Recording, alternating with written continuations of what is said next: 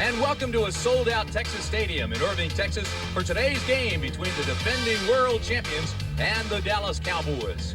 The weather, in a word, is hot. Almost 80 degrees already. They're expecting it to get into the low or mid-90s. And good afternoon, everybody. Welcome to Dallas, Texas. I'm Tim Brant. It has been a wild week in the Lone Star State. As a matter of fact, the NFL owners were here earlier. They could not decide on a commissioner. Then the Herschel Walker trade, that still has this town buzzing. But the players here in Dallas say, hey, they're glad it's over with. They want to get on with rebuilding now and try to win a football game. Meanwhile, on the other side of the field, San Francisco has some problems of its own as we turn to Dan Jiggetts now. And it appears Joe Montana has not recovered sufficiently from the elbow injury he suffered last week and will not start. I talked to Joe before the game. He popped a bursa sac in the elbow of his throwing arm. He says it's very painful. And while he understands that, the decision not to start him at quarterback today, from a medical standpoint, from a competitive standpoint, he wants to play. And the other key for the 49ers today, though, is they've got to get their running game going. This may be a good opportunity with Steve Young starting at quarterback. We'll watch the running game. We'll also watch the passing game because Dallas is very thin in the secondary. As a matter of fact, they're thin everywhere. They'll dress only 40 players. 4 of them are brand new, just in from the Vikings through the Herschel trade. And Darren Nelson says he will not report and play for the Dallas Cowboys. So the depth is a factor with Dallas. Well, in the secondary, Isaac Holt is one of those guys that came from the Vikings, and he will play today. As a matter of fact, he may be pressed into service in the nickel situation. But the real key today for the Cowboys is how will Steve Walsh play. They say that this offense is a quarterback-oriented offense. Now with Herschel Walker gone, we will see. All right, Dan, we're all set. Roger Ruzick will be kicking off for Dallas, and deep for the 49ers, Terrence Flagler and Spencer Tillman. And we'll talk a little bit more about Flagler as this game goes on. It'll be Flagler at the 6. Gets a block. And there is a flag on that block as Flagler carries it out to the 18-yard line, and that's where the 49ers will start things off. The tackle was made by Manny Hendricks, and Hendricks will get a start today for Dallas because of the banged-up secondary there. We'll wait to see what the flag is. 49ers' most successful road team of the decade. And Ben Dreith, the referee today, tells you that it's going to be a clip against the 49ers. So number 89 on a receiving team, illegal block. That's 10 yards, first down. That's Wesley Walls, who had the push from behind. Right side of your screen, Wesley Walls, number 89, is going to come in and push the defender from behind. You see him right there. That's where he pushed it right in the back, and you cannot do that. That's how come the flag comes out. A lot of times when those defenders are running down on those kickoffs, they just get a little bit in front of you. You want to still get your block, so you push them in the back. Can't do it. First down, 49ers inside the 10 for Steve Young. His first pass of the game, and it's complete to Rathman. And Rathman goes out of bounds up close to the 15. Take a look at that offensive talent for San Francisco. Steve Young does get the start, and he'll be playing with the rest of that veteran line. Bubba Paris, number 1 pick back in '82. Guy McIntyre. Jesse Sapolo took over this year for Randy Cross. Collie Barton and Brent Jones, who took over with John Frank and Heller gone. Craig and Rathman are the setbacks. Rice and Taylor out wide. And on passing downs, Mike Wilson will come in along with Harry Sidney. Second down, call it 4.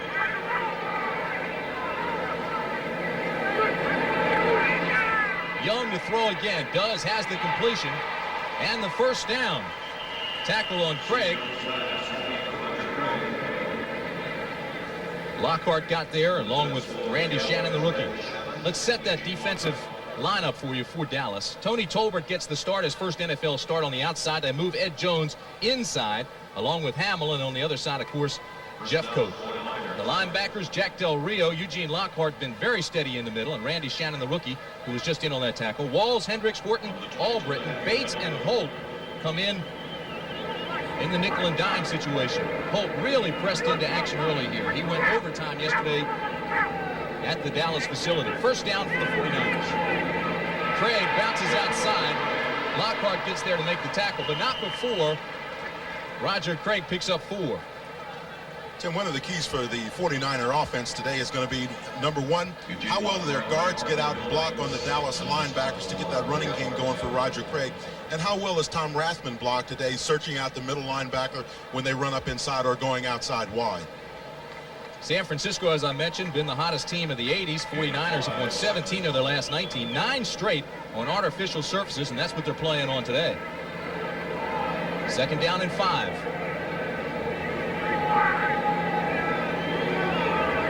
The other side of that coin is Dallas, which has really been struggling. They lost 17 of the last 19. Young scrambles straight ahead and has another 49er first down up at the 37-yard line. Tackle made by Tippins and Ed Jones. Gain of 11. The problem there for Steve Young is they had Eugene Lockhart. Watch him, number 56. He's going to rush the quarterback right up the middle of the offense, and as a result, Steve Young is going to get flushed out of the pocket. Because this play comes right up in his face, now you're going to see he sees Eugene Lockhart. He says, hey, I got to take off. The one thing that the Cowboys told us they knew about Joe Montana was he liked to run straight up the field when he scrambled. They were concerned about Steve Young because they felt that he could get outside on him. Well, that time he just took it right up the middle of the defense. You see the numbers on Young. It's first down and 10 for San Francisco. The ball up close to the 38.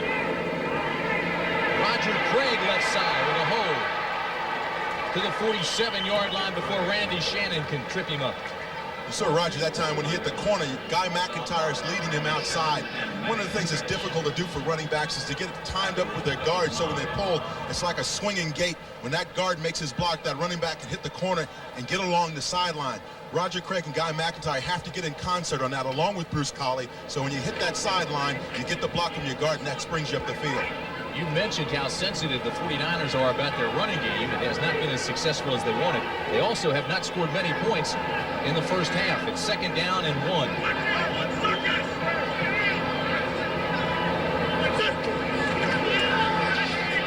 Young has time and dumps it off to Craig, who's into Dallas territory, to the 47-yard line before Jack Del Rio can trip him up there.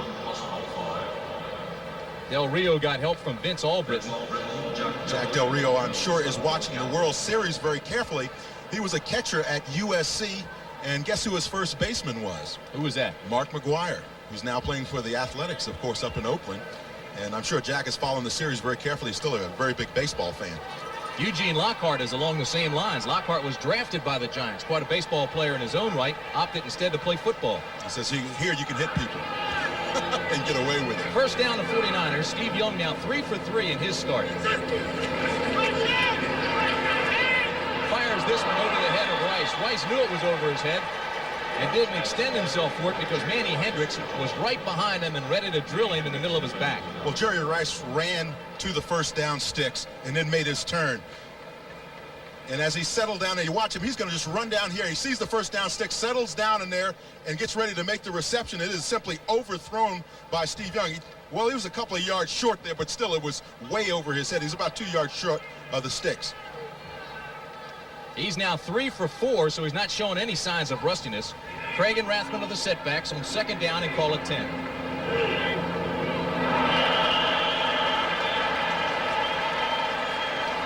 I don't know what drew him, but Barton fired off quickly. And unless he was drawn, which I doubt very seriously, this will be the second penalty. Start, number 79. 5 yards, second down. Harris Barton is going to be right on the left side of your screen. Watch, he's just going to take off. Almost done while they were setting back in the huddle there. He just took off. He had a nice down block there, though. He was going to come down on Ed Too Tall Jones' legs. Robert Williams and Ron Francis are both out of that secondary for the Cowboys. So Manny Hendricks moves from the left side to the right side, and second and 15.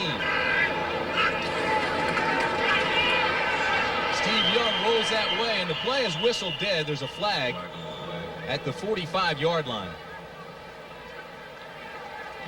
Ben Dreith is our referee today. And this is not the way the 49ers had anticipated starting off. 3 penalties, and we're still just underway here in the first quarter. That's a false start on number 79. 5 yards, and it's second down. And again, it's Harris Barton. And on the first play, he jumped early as well. You know what it is? A lot of times when you get a quarterback, a new quarterback, the cadence changes with different quarterbacks. Montana's may be a little bit more clipped and rapid than Steve Young's is. And as a result, it throws off your lineman. Also, keep in mind, Barton's got a bad wheel, and he may be thinking about that a little bit more than the snap count sometimes. They've moved some linemen around, too, on that offensive line. Young man number 79 is a pretty good football player. He can play inside at the guard positions as well as playing offensive tackle on either side. Very flexible and a very good pass protector. Ben Dreith is asking the clock officials to put 4 seconds back on the clock. See the penalties against San Francisco. One major concern now is it'll be 2nd down and 20.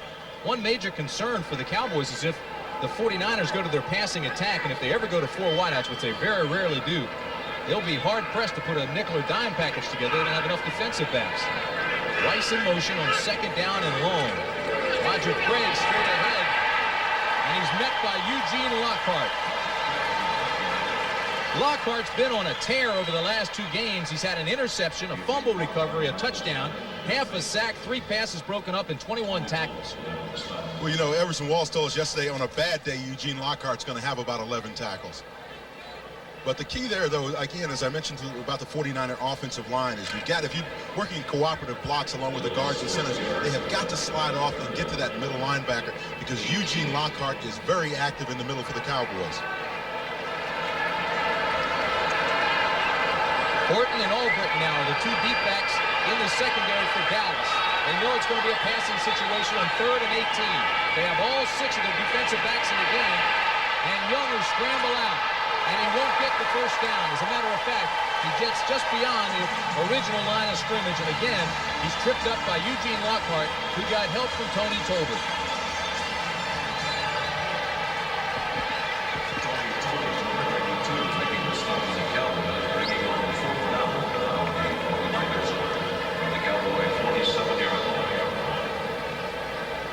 Then when you talk about somebody like Steve Young, the one thing that you realize as a quarterback, when this guy came into professional football, he ran a 4.6 40. So that scares defenses when he springs loose. Barry Helton on to punt. He averages, as you see, just over 43 yards. Healthy average.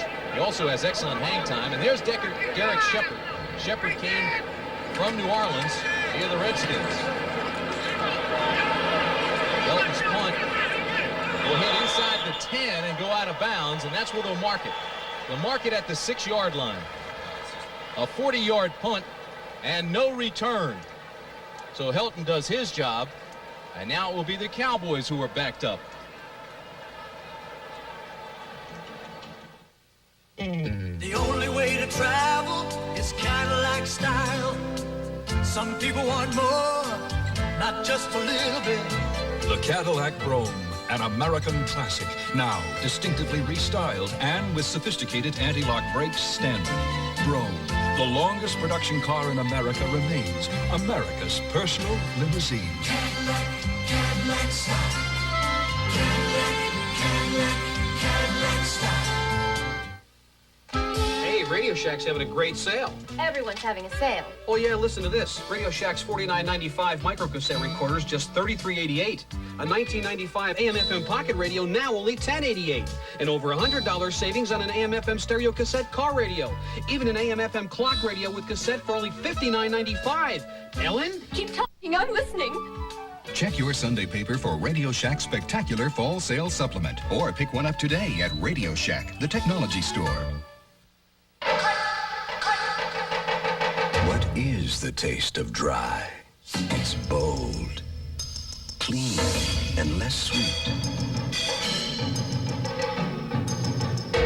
The taste of dry is Michelob Dry, brewed longer, so taste after taste. There's just no aftertaste. Michelob Dry, bold taste with no aftertaste.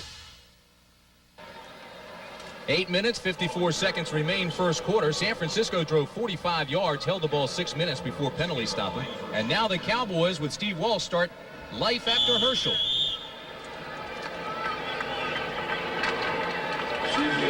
Steve Walsh, 62% of his passes were complete last week. This is only his 2nd NFL start. First down and 10 at the 6. In his own end zone, throws over the middle, has it complete to his tight end, Steve Folsom, at the 32-yard line.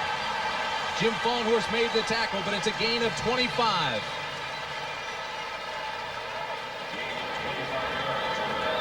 Jim Fawnhorst has the receiver, Folsom, man-to-man all the way down the field, straight down the middle. It's a seam route. You see 85 there, the tight end taking off straight down the field, seam routes. You know that's going to work well on the man-to-man coverage. He just has Jim Fawnhorst beat all the way. One thing all the players say about Walsh is that he doesn't play like a rookie. He's got great perception.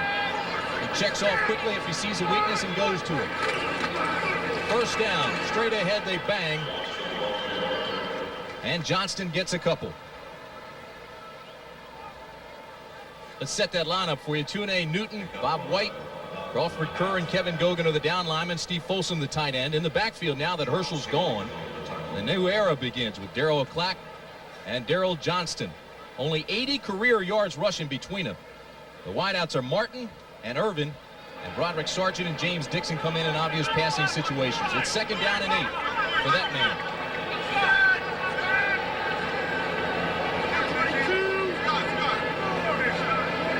He's checking off now. Clack may have lost a yard. Great penetration by the San Francisco defense led by Charles Haley and, of course, Michael Carter, the big 6-year veteran out of SMU. Defensively, it's Holt, Carter, and Fagan. Holt starts for Larry Roberts, who's banged up, has a shoulder injury. Holt himself is hurt. He has hip problems. Haley, Fawnhorst, Michael Walter, the leading tackler for San Francisco, and Keenan Turner. And in the secondary, Pollard, Griffin, Fuller, and Brooks. Tom Homo will come in passing situations, but Ronnie Lott is not playing today. 6 defensive backs now as Johnny Jackson comes in for San Francisco on 3rd and 8. Walsh out of the shotgun. Has pressure. Throws it across the middle. Has to complete to Irvin, and Irvin has another Dallas first down. Chet Brooks made the stop, but Irvin had him beaten. A gain of 10. Now, I'm sure the Cowboys saw what happened in the situation last week against the Saints with the 49ers. They saw the slant route. They see a pick up underneath. Michael Irvin comes up underneath, and that's the same thing that the New Orleans Saints were having a lot of success with last week against these 49ers. Crossing patterns. Expect to see a lot of that today out of the Cowboys. Dallas moving the ball early here. Started on their own 6. 6 minutes, 5 seconds remain first quarter. Tim Brant along with Dan Jiggetts. On first down, Walsh to throw again. Looks deep. Goes to Irvin and has another Dallas first down. In San Francisco territory. The tackle was made by Pollard. Irvin wanted a flag. Thought Pollard was a little bit rough after the play. A gain of 14. Michael Irvin came down, ran a 15-yard comeback, just settled down in there.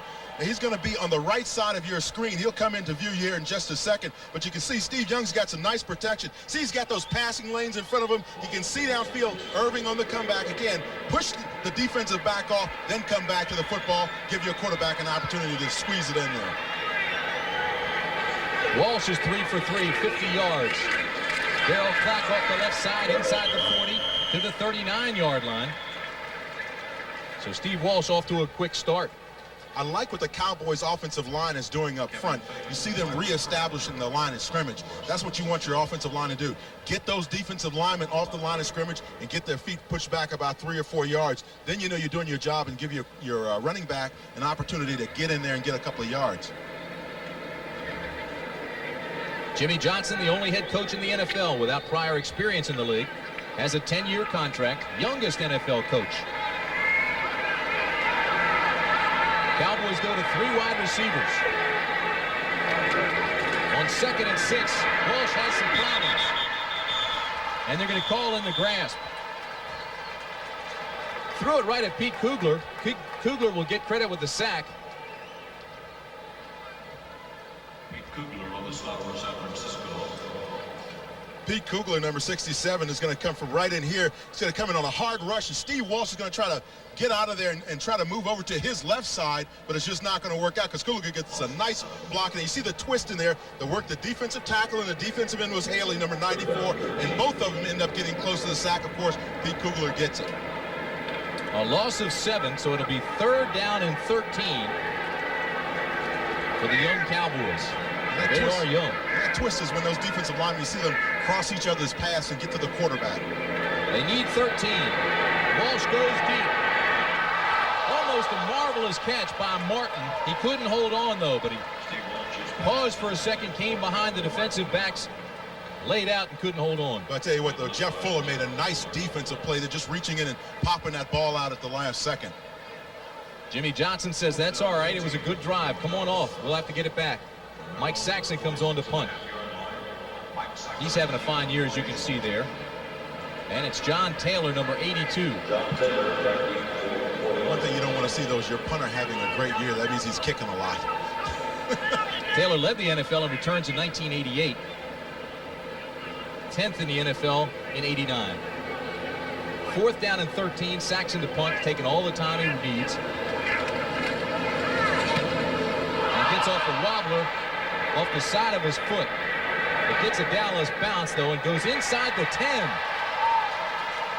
And will be down at the 9. So Saxon gets a break. But there is a flag up at the 44-yard line. It was a 37-yard punt, no return, and we'll wait for Ben Dreith, the referee, to give us the call.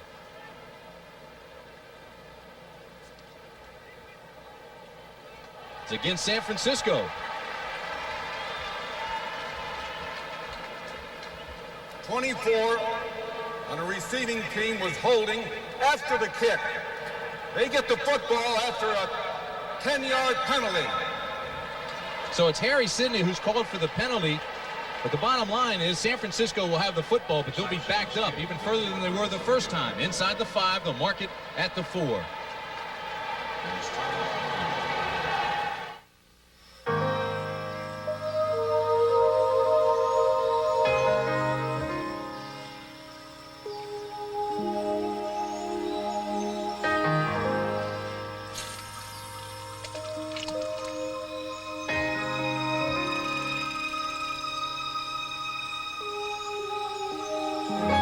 Life's full of simple pleasures, like the comfort of Levi's jeans. Or had you forgotten?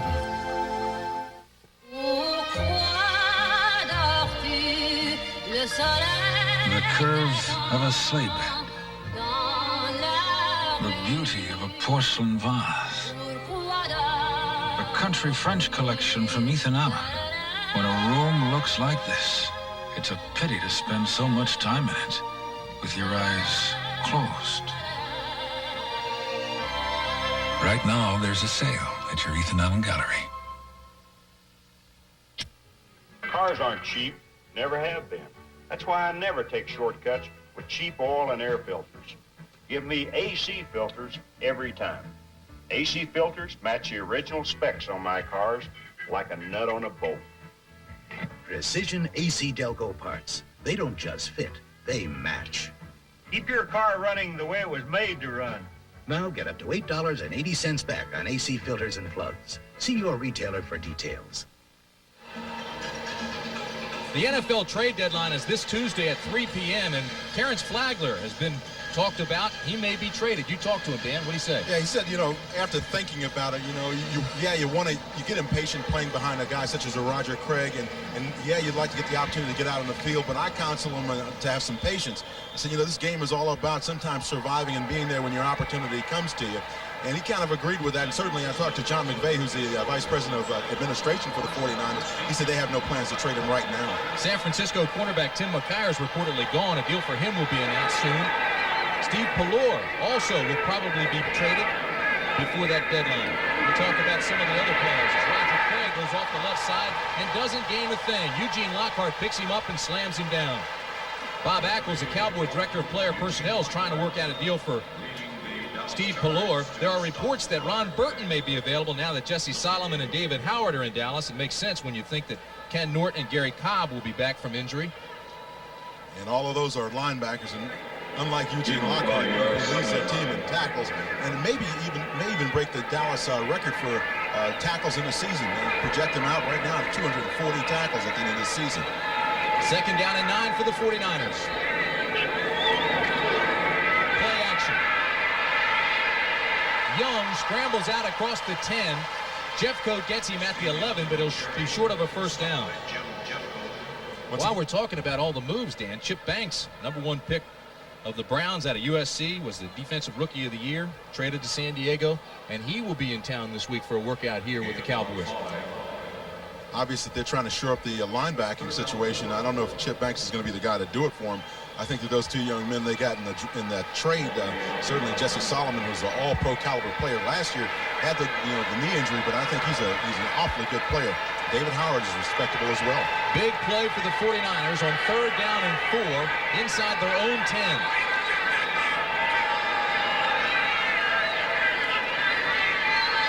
Young throws it up top. They're working on Walls. Incomplete. It was intended for Taylor and overthrown. The reason why Steve Young had so much time to throw the football, though, was Tom Rathman got a great block in the backfield. See his man go flying up in the air. He's a throwback, one of those guys that used to play in the 30s and 40s. Tough guy in there. Now watch as you see Rathman come out of the backfield. Watch him throw this block out here on the side. Right there, he cuts down the linebacker, or excuse me, the outside defensive rushman. That's Tolbert. Just cuts his legs out from underneath him. He goes flying up in the air. Barry Helton on the punt. His first one was 40 yards. This is the second time San Francisco started inside their 10. They couldn't get it out this time. A lot of pressure on Helton, but he's going to get it back, and Derek Shepard will take it at the 42. Inside San Francisco territory to the 35-yard line. Derek Shepard. And there's another flag. A 47-yard punt, 23-yard return. And they're going to bring it back. Number 45 on the receiving team run into the kicker. That's a 5-yard penalty. Manny Hendricks. That's a 5-yard penalty. It might be a first down. It might be. It could be. It is. The 5-yard penalty is because he touched him unintentionally. He did not run over the kicker. He just bumped into him.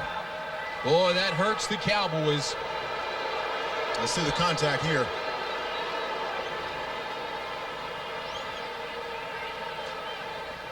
Everybody's getting blocked in there. I don't understand how you can make that call when people are getting blocked into the kicker. Not much contact either. I see what it is. Manny Hendricks went up to try to block the kick, came down, and then hit the ground and rolled into the kicker. Nickel and dime, let them play. It's a contact sport. First down for the 49ers.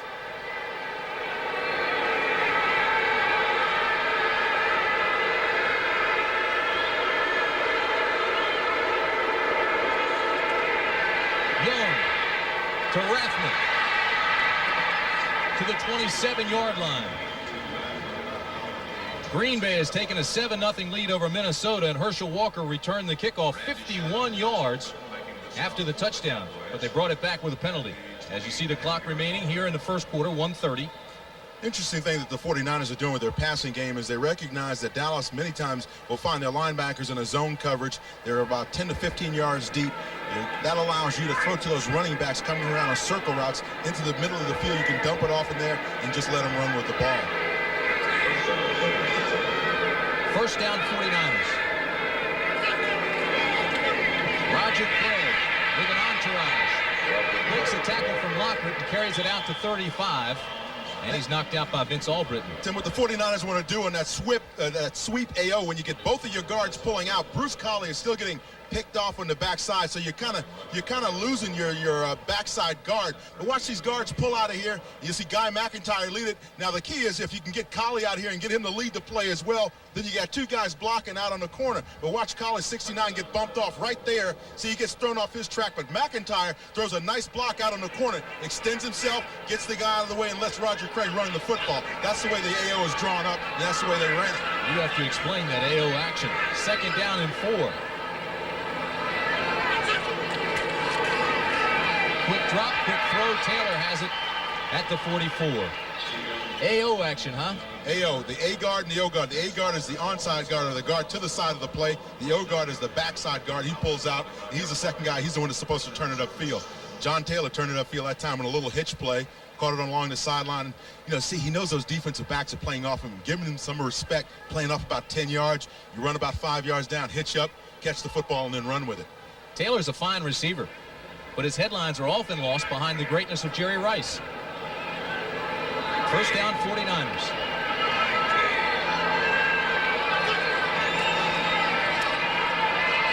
Young with the dish off underneath to Rathman, who gains 2. Young looked deep, couldn't find anybody. Good coverage by the Cowboys, although Taylor thought he was open. And he just dumped it underneath to his safety valve, who was Rathman. The one thing about throwing to the running backs coming out of the backfield, so you know Eugene Lockhart, if he's not up on the line of scrimmage, he's going to be coming up to get that running back.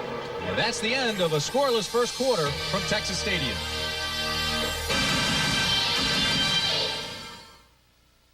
How to get your package through a Mediterranean storm. Most Federal Express overseas employees are from overseas, so they not only know the local customs regulations, they know the local customs. And that helps your package sail right through. Because when delivering in Rome, it helps to be a Roman. Federal Express, the best way to ship it over here is now the best way to ship it over there. The only way to travel is Cadillac style. From new, more powerful sequential port fuel-injected V8s to the only roadster in the world with advanced traction control. From energy-absorbing crush zones designed to protect you and your family to the added control of sophisticated anti-lock brakes. This is the substance of Cadillac style. Cadillac, Cadillac, Cadillac style. Cadillac, Cadillac, Cadillac style. No place like America. Anywhere, every face tells a different story. But there's a taste we all share. America's meat and potatoes, quarter pounder or McDLT, golden fries made America's way. That's meat and potatoes, McDonald's USA. We're looking at serious love. When it comes to Major Dad's daughter, There's something about the guy. can this officer remain a gentleman? Major Dad, Monday. Everybody out on the coast and across the nation, for that matter, thinking baseball this week and next. And look at this trend. How about that, Dan? The 10-year trend, but I tell you what, the way the Giants looked the other night against the A's, I don't know if it's going to happen in '89. Dave Stewart's shutout was the first in a World Series by an Oakland pitcher since the team was based in Philadelphia. Tonight, Big Daddy Rick Russell goes against Mike Moore. You know, throughout the regular season, the A's had difficulty against right-handers who change speeds, and he certainly does that. He throws a lot of stuff, a lot of junk. I remember him in his 2 tours with the Cubs in Chicago. 2nd down and 9 for the 49ers. As we begin the second 15 minutes, this is to Craig. Craig has a San Francisco first down. Tackle was made by Bill Bates. Right now, let's take you back to New York and Brent Musburger. Brent? All right, Tim. Well, here's something the Dallas Cowboy fans never saw. Herschel Walker to return a kickoff, his first since the USFL days. He brings it back 51 yards, the first time he handles the ball as a Viking, but it was called back. And the Packers still lead it 7-zip. Back to Tim. I'll tell you this, Brent, he looked comfortable doing it, too. Sure did. You see how he just glides along? He's probably run about a 9 flat. Here in Dallas, Steve Young, 7 of 9, 53 yards. And on first down, he throws again underneath the Rathman. Rathman bangs his way down to the 35. Gave Jack Del Rio and Eugene Lockhart a pretty good lick. One of the problems that the Cowboys are having, well, it's not really a problem, it's by design. Watch these 3 linebackers here. A 4-3 inside. They're playing inside these defensive ends. These outside linebackers are. Now, they're all going to drop back in zone. So watch this area of the field. It's wide open, and that's what San Francisco is really exploiting in their passing game. You see the running backs, Craig and Rathman, turn around right down in there. Those linebackers in those deep zones, and as a result, you can dump that football off into your running backs. 2nd down and 2. Walsh is watching as Young has hit his last 5 in a row and would like to duplicate that for the Cowboys. But right now, the Dallas defense is struggling a little bit. Touchdown, San Francisco, Brent Jones. 36-yard strike from Young to Jones. Tim, you know when you're working against the zone, your tight end's going to be open on the seam routes. It happens all the time against zone defenses. You see Brent Jones run the seam route right down the field. He knows he's one-on-one with a linebacker. Jack Del Rio, in that case, it's no contest. Brent Jones into the end zone for 6 points. That's 6 straight completions for Young now, plus the touchdown. And Mike Kofer comes on to add another point.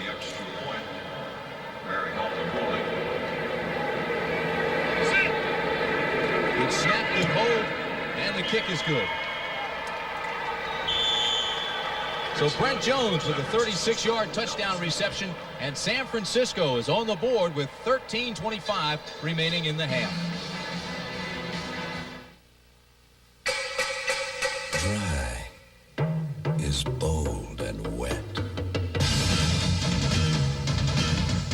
The taste of dry is less sweet.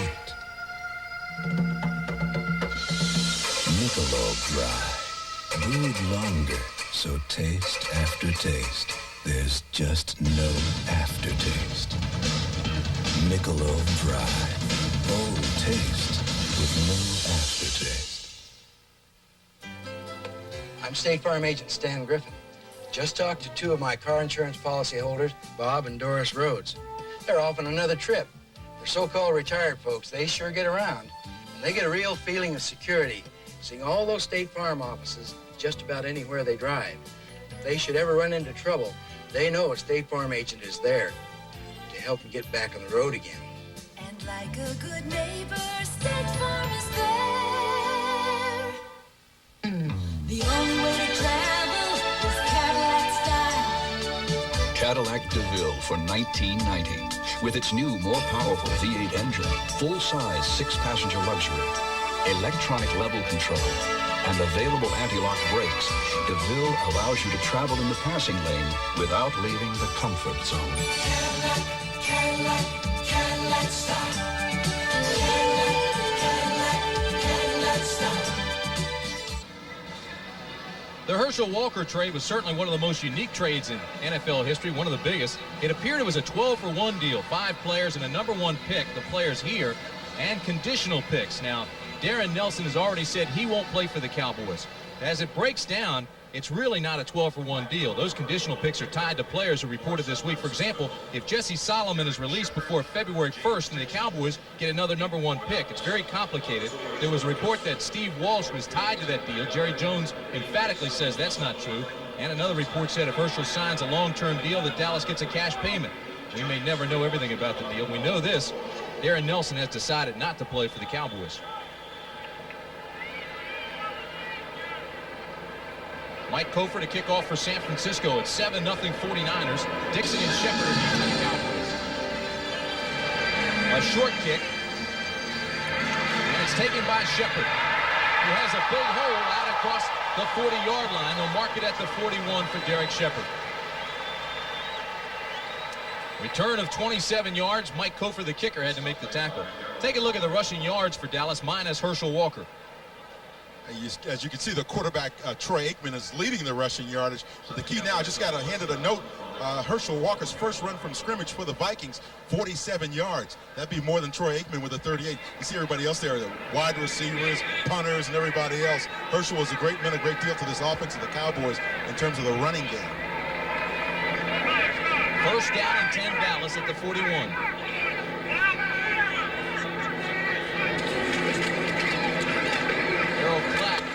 Gets back to the line of scrimmage, maybe. Charles Haley met him and drove him back.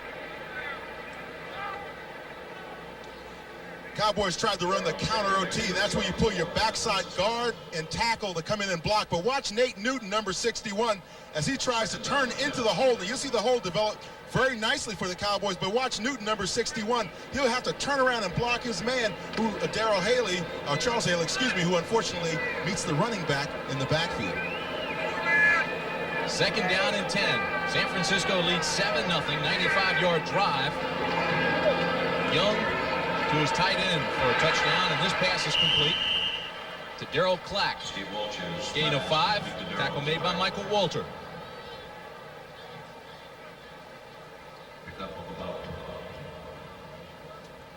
Dallas offense has been struggling all season long, and you can see the numbers here. It doesn't look very good offensively. 28th in the rush, 22nd in the pass. Total, they're dead last. The defense doesn't look very much better. And of course, the pass defense has been fairly decent for them early in the season. But now with the cornerback problems, that may even go by the wayside today. Johnny Jackson and Tom Homo come in for San Francisco as they load up on a dime. 4 wide receivers on 3rd down and 5 for Dallas. And there's pressure thrown underneath. It's complete for a first down. Derek Shepard out across midfield to the 47-yard line. We saw Dallas do this earlier. Take all your receivers, drive the defensive backs off the line of scrimmage, and then bring your other receiver up underneath. That's the ex-receiver. Bring him back up underneath flat, right along the line of scrimmage. Let him catch the ball and run with it. But you see Fuller there gets a nice tackle, and Jeff Fuller, number 49 for the San Francisco 49ers. Key there is you run those receivers up the field, though, and then give that one receiver a chance to break back across there and get open. Walsh has moved the Dallas offense today. The Cowboys trail 7-0. First down at the 48. Flat. Again, the ground game's not there. Met at the line of scrimmage. Let's take you back to Brent Musburger now. Brent? Well, Tim, if the first kickoff return by Herschel in a Viking uniform was called back, this one is not. From scrimmage, 47 yards, the Packers obviously waiting for the other shoe to fall. But an interception cost them, and the Packers still lead 7-0. Let's go back to Tim. Running right out of his shoes. 7-0 San Francisco here. You see the time remaining in the first half. Second down and 9. You think with all those players they can afford some shoes that fit for Herschel, huh? He could afford them. James Dixon comes in for the Cowboys. 3 wide receivers. Walsh goes up top. Incomplete, intended for Dixon. But great coverage out there by Darryl Pollard, the left cornerback.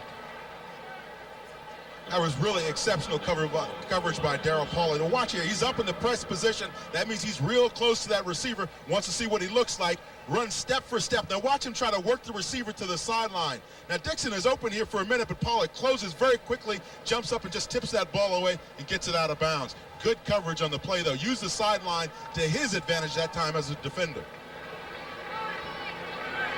It'll bring up 3rd down and 9. It's also a banged-up secondary for the 49ers. The lot out, Fuller moves up. McKyer's out, so Pollard comes in. 6 defensive backs, the ball's loose. And the Cowboys get it back, but they'll have to punt it.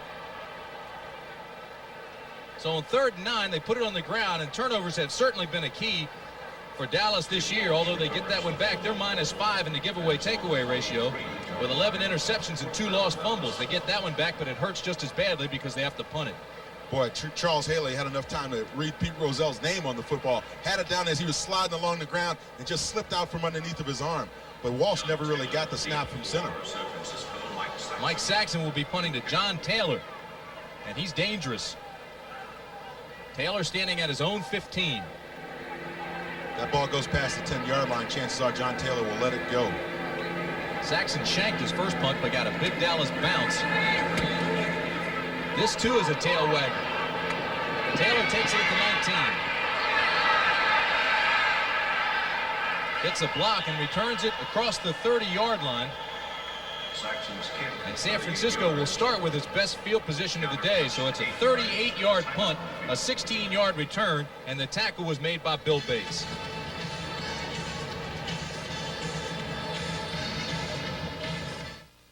Undefeated Tennessee takes on Bama's surging Crimson Tide.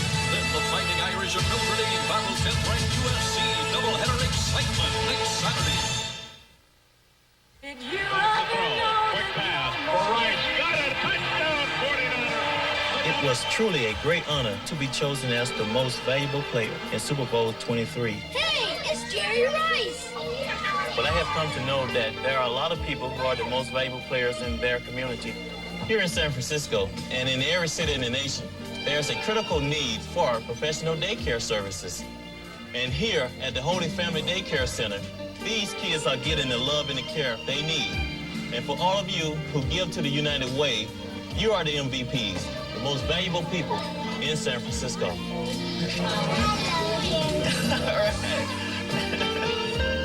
Out there are the people who give to the United Way because they care. They are the real MVPs. So from this MVP and his family, to all of you, I want to say thanks. The United Way, it brings out the best in all of us. This message furnished by the National Football League.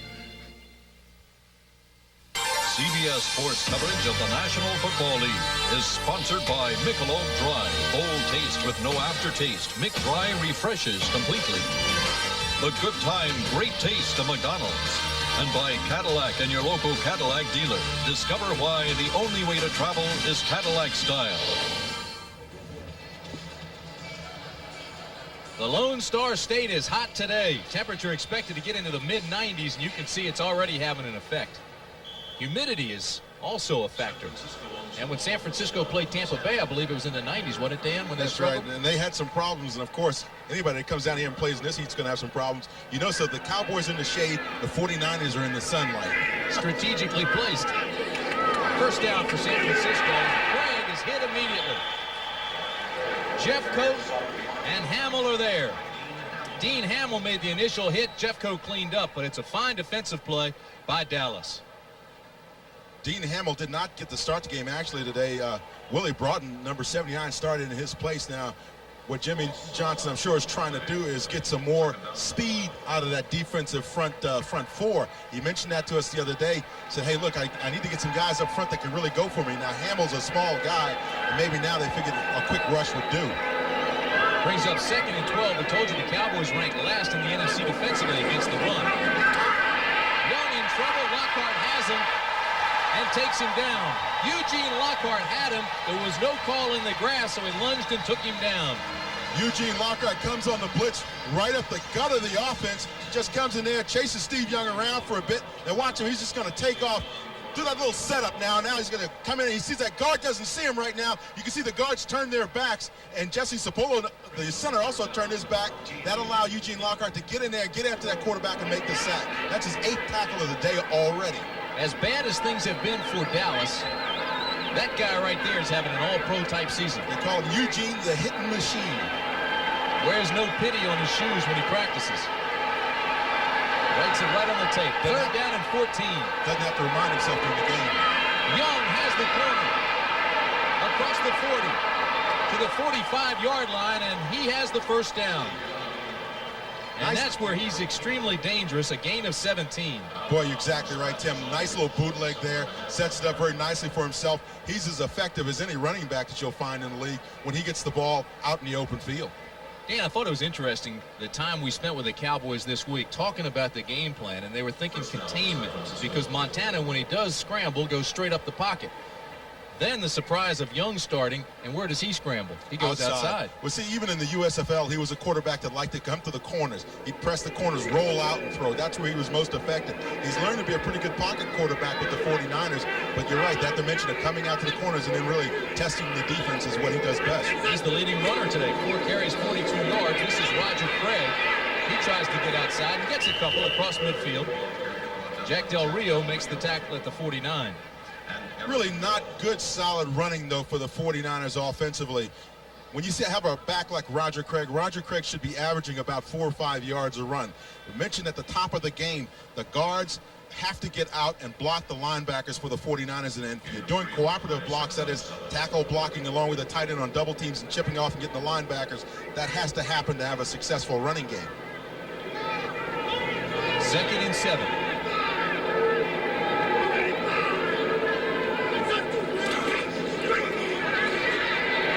Side. Willie Broughton makes the stop. A gain of 3.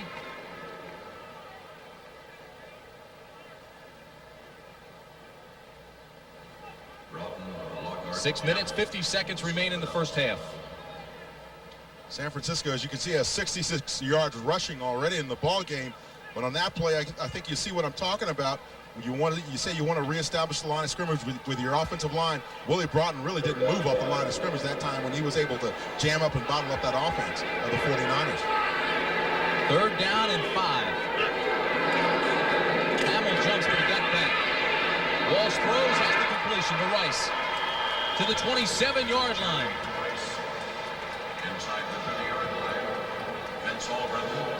A gain of 20. Jerry Rice on the crossing route. He just simply beats Manny Hendricks here. Now see, there's a little push off. He pushes off of Manny Hendricks, goes into the middle zone defense. Nobody else picks him up. You see linebackers. Shannon, number 94, is coming back there trying to cover him 20 yards downfield. Ed Too Tall Jones has moved into the defensive tackle position after 15 years in the NFL, working against Bruce Colley and Jesse Sapullo, and both of them had a nice time with Ed Jones. Pretty good matchup. Jones is 270, Colley's 275. This is Roger Craig to the 22, and again it's Eugene Lockhart making the tackle. Tim, that's what I'm talking about, though, when you come outside and you run that sweep. You see how Guy McIntyre was probably one of the best running and pulling guards in the National Football League, got out front of Roger Craig that time, gave him that nice lead blocking out front. That allows Bruce Colley to tuck it up inside. And watch these guards. Watch these two guys as they pull out on the play. Watch them make their blocks. Now, as you see, number 62, Guy McIntyre, right there. Good block on Ray Horton. Then you see Bruce Colley come over and throw his block. That allows that running back to squeeze up in there and get those couple extra yards. It's tough to stop pursuit, though, and that's what Lockhart does. Second down and 6, and flags fly.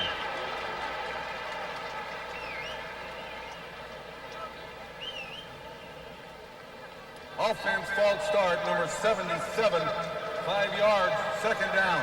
That's big Bubba Paris, 300-pounder. First pick in 1982. As you look at Joe Montana looking on with George Seifert.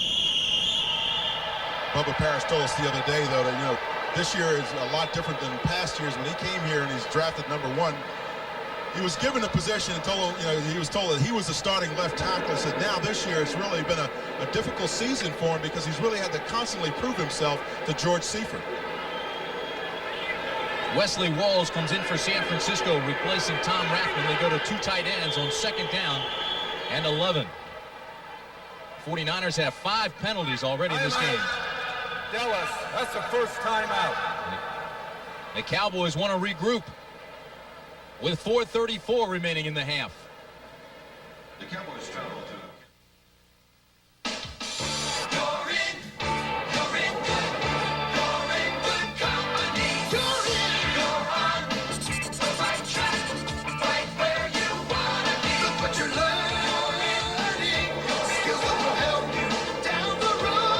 Joining the U.S. Armed Forces to get high-tech training could be the best move of your life. Opportunity is waiting for you, in the U.S. Armed Forces.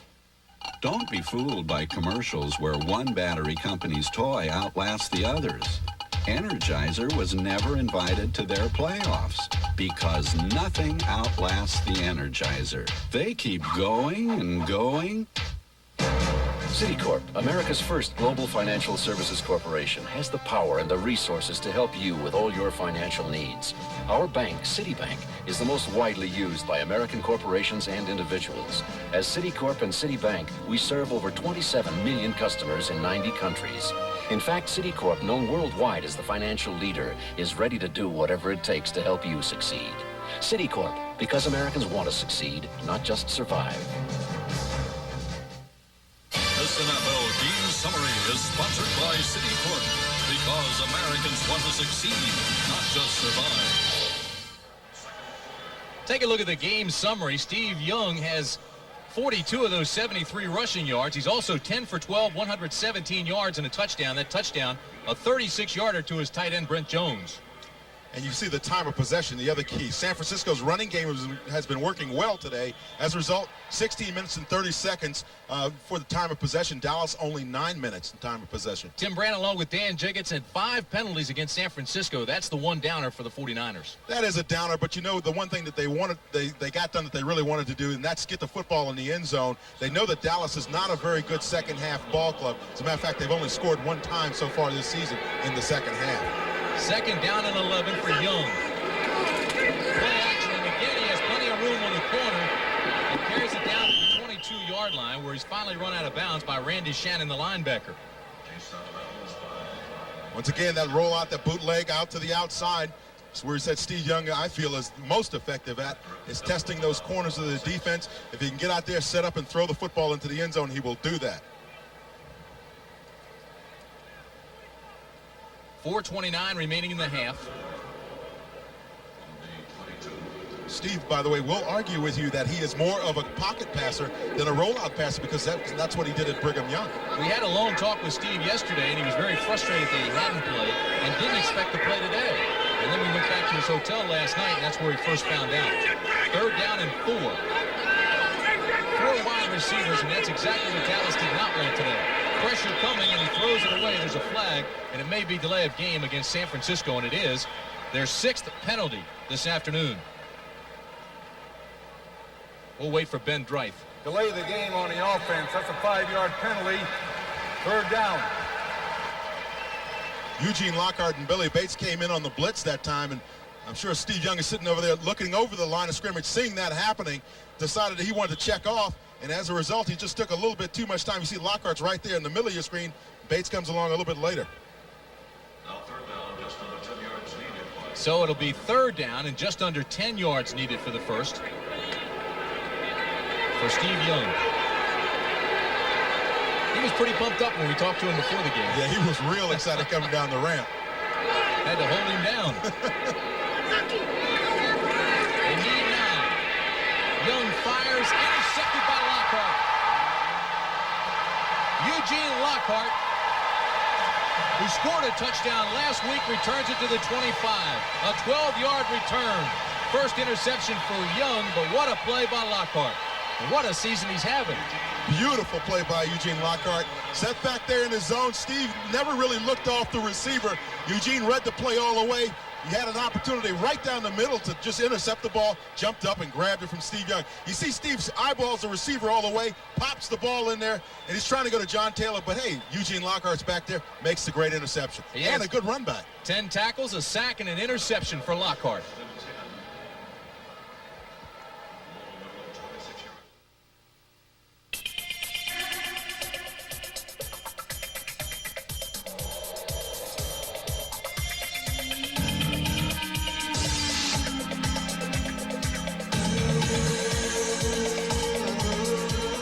Introducing the new BMW 5 Series sedan. The spirit of a car company, sculpted into 3,400 pounds of steel, glass, and leather. For a beer of a thirst, I reach for it first. I can drink a lot more, and it settles the score. Oh, singles number 7, the taste is pure heaven. It's the drink of the moon. It's playing Alston, the Moose Louis' lips. It shakes Eric's hips. So look out, Pepsi, the move is on. Now we're singing the Diet Coke song. Diet Coke has the real cola taste you can drink a lot more of because it's just 1 calorie. Yo, just for the taste of it, Diet Coke. So I'm running late. I had to call Phoenix, so I'm using this other long-distance company. I dialed the wrong number. I got this guy in Fiji. What? Is this Phoenix? No, you reached Fiji. I dial again. Fiji again. What are you So I kidding? called the operator for credit. She said I'd have to talk to customer billing. I said, AT&T operators gave me instant credit. She said, you are not dealing with AT&T. Well, I am now. People who thought they could do better than AT&T are coming back for the real value. Aren't you glad you never left? The bear-killing Bucks take on the Skins. The Saints try to derail the Rams. A day of regional excitement next Sunday. Tim Brant along with Dan Jiggetts in a very hot Texas stadium this afternoon. 49ers lead the Cowboys 7-0, but Dallas has just made a big defensive play stopping a San Francisco drive with Eugene Lockhart making the interception on Young. Eugene Lockhart, there's no question, is having a Pro Bowl kind of a season down here in Dallas. First down for Steve Walsh and the Cowboys. The ball at their own 25. Again, the ball is dropped. Second time this afternoon that Steve Walsh has put the ball on the ground. The Cowboys do get it back.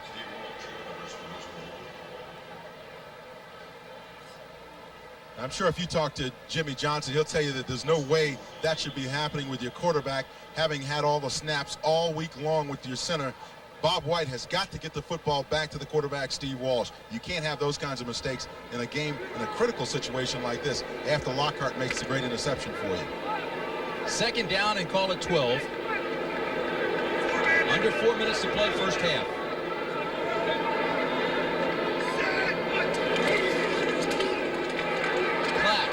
Boys, he had a tough time finding some running room today.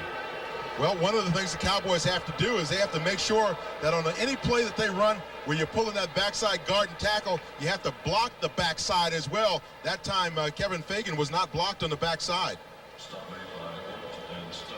So it'll bring up 3rd down and a taxi ride. They still need 10 yards for the first. Mentioned blocking on the backside. That's when you see like guard and tackle pull out there. There's a void left. And if you allow those defensive linemen to slide into there, they'll follow your lineman right down and make the tackle in the backfield. Michael Irvin and Kelvin Martin come to the bottom of your screen. Twin receivers on that side. Shepard at the top of the screen. Out of the shotgun. Walsh throws underneath. This is Clack. And Clack has the ball across the 30 to the 36-yard line. And he'll be close to another Dallas first down. Tackle was made by Keenan Turner and Jeff Fuller. A gain of 11. In talking with Darryl Clack yesterday, he said the one thing that he was concerned about was running his pass routes and getting all that correct, because he knows that's something that Herschel Walker did a very good job at. Steve Walsh does a good job of escaping here, settling down and getting that ball out to Clack. Doesn't do a bad job catching the ball and running with it afterwards, but he says he's primarily a running back, and now he has to learn the passing game and really get to feel secure with his passing routes. Cowboys are going to have to use the clock effectively now. It's at 2:20 remaining first half. First down and 10. Black. Met again at the line of scrimmage. Pushes the crowd and gains maybe 1. Kevin Fagan will get credit for that tackler as we approach the 2-minute mark. 2:05 remaining. And it stops at 2:05. Really, when Darryl Clack ran that football, he should have run a little bit further outside. Watching this area in here, that's where the hole really is for Darryl Clack. He tries to take it up between the guard and the center. Crawford Kerr makes a nice block inside. You see him bump the down lineman and get onto the linebacker, Michael Walter, 99. Clack just simply ran into the wrong hole. Timeout, Dallas.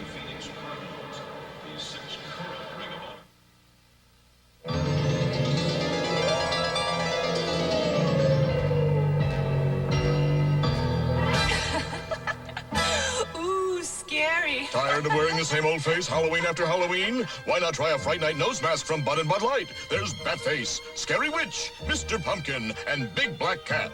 Best of all, these amazing masks are available where Bud and Bud Light are sold. So, next time...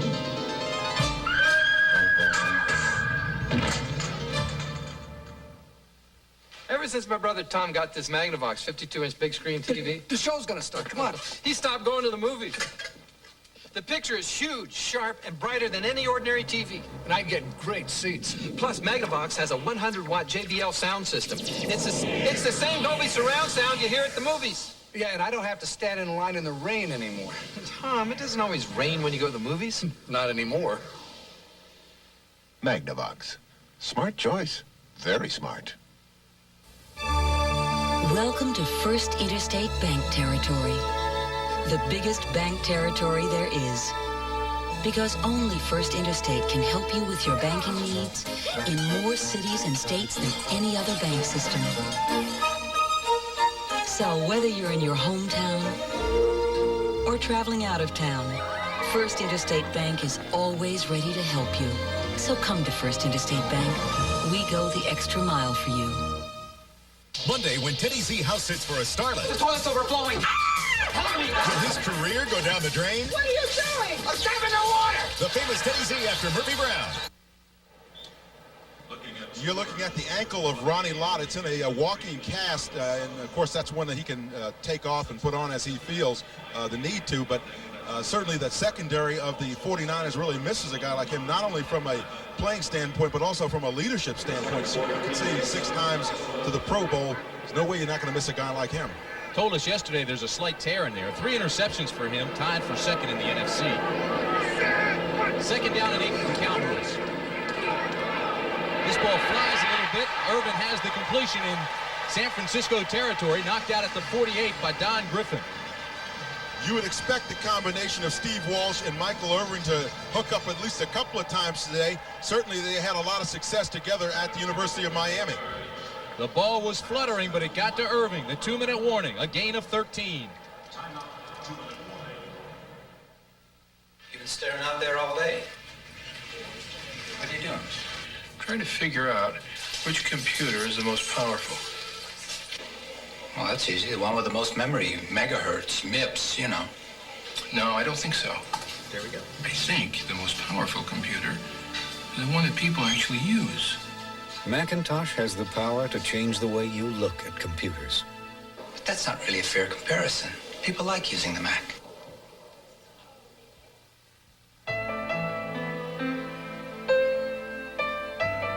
There are those who fervently believe that true perfection is found in the details. At the Bavarian Motor Works, we gave that belief a name. We call it the BMW 735i. Beautiful, to be sure.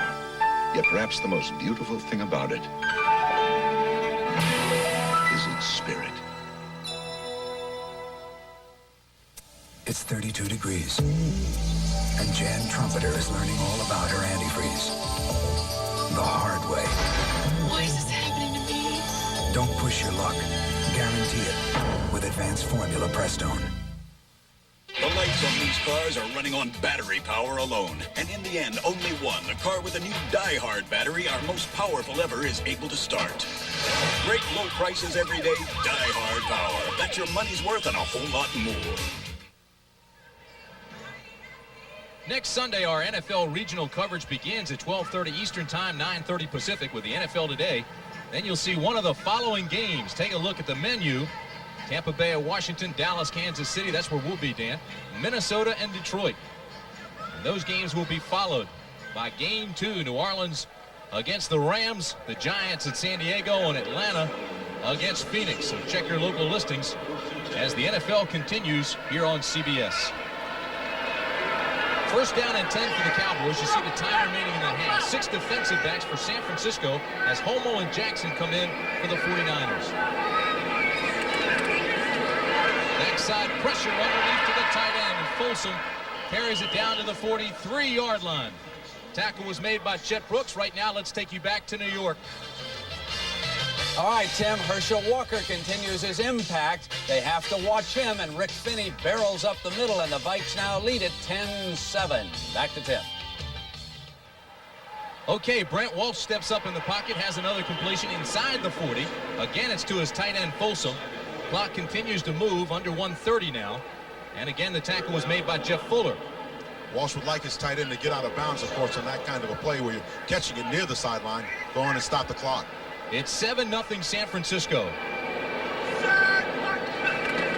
the ball's loose.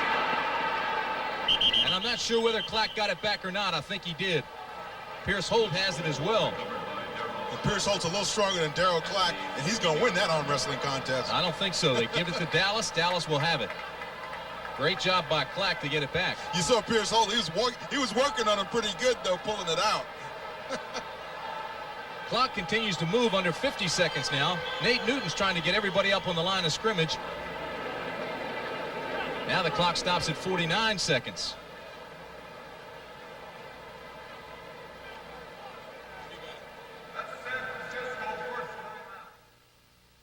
Most men won't even discuss it with their wives, but when they start losing their hair, they talk about it with me. I say, don't waste your time with those miracle formulas. The Food and Drug Administration says there's no proof that they grow hair. The thing to do is to see a doctor. Doctors have the only treatment programs that are proven to work. Men listen because they know I'm making sense. After all, I'm a doctor. Only your doctor has treatment programs that work. So see your doctor or call this toll-free number. Coming up at halftime, and I promise you we'll be there at 49 seconds from now. We'll have Brent Nerve with all the scores, highlights, and the latest information. Leslie Visser has a story on Chicago Bears All-Pro Dan Hampton, who once again is contemplating retirement. And you talked to him this week, Dan. Yeah, he says, you know, he's having a tough time. And, of course, this is a very difficult decision for Hampton to make because he loves playing the game so much. When you think about a guy like him leaving the game, of course, the natural thought is that maybe he's going to join this business. He's a natural for this business, I think. Jimmy Johnson, I mentioned, is the youngest coach in the NFC, but he's being educated and maturing quite quickly here in Dallas. Under fire. Well, he's got an opportunity now. His offense has got an opportunity to do something creative and get the ball down in scoring territory. Dave Waddell, number 78, has replaced Kevin Gogan at the right tackle position. Cowboys had a loss of 2 on the fumble. It'll be 4th down and 3. Walsh has had 3 fumbled snaps.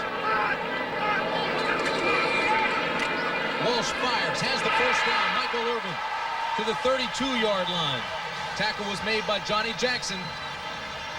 Irving ran a nice curl route there. Key, though, is the Cowboys made a change at center. Mark Stepnowski is now snapping for the Cowboys after Bob White had all those problems snapping the football back to Steve Walsh. Clock at 30 seconds. Cowboys do have a timeout. Walsh with backside pressure goes deep. Intended for Martin. There's a flag, and he made the catch. We'll wait and see what the flag is. Kelvin Martin with a marvelous catch.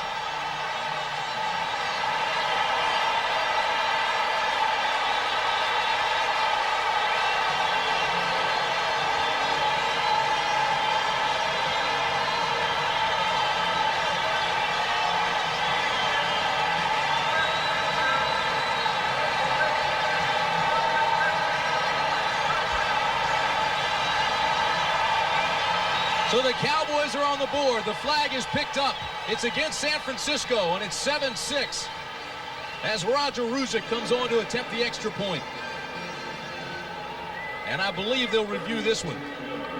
Yeah, you know they're going to have to take a look at the pictures on this one because it was a difficult decision to make. So whether or not Kelvin Martin actually made the play on here. Now, Tom Homo's going to have the coverage along with Jackson, number 40. You see Homo's beat right now. Kelvin Martin has got it all the way to the end zone. Now, does he catch the football right here? Yes, he does. He makes the reception for the touchdown. That's a great catch. And the Cowboys wanted to get on and kick the extra point before the replay officials could look at it. But the bottom line is it's a touchdown Dallas unless we hear otherwise. Now, the one thing play stands the way it was called on the field. That's a touchdown. See, because he didn't pick the ball off the ground. He caught the ball and had control of it when he went down to the ground. And that's why they gave the Cowboys the touchdown on the play. Ruzick on for the extra point in an effort to tie it up at 7.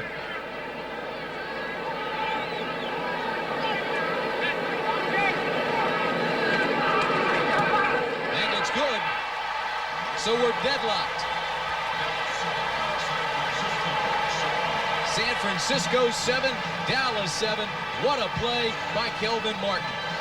The man they call Kmart.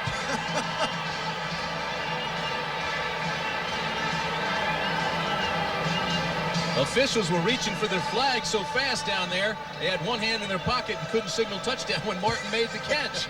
Well, what it was is they saw the interference by Homo. They figured at the very least they had that. Then they had to wait to see if indeed he had caught the ball or had he trapped it.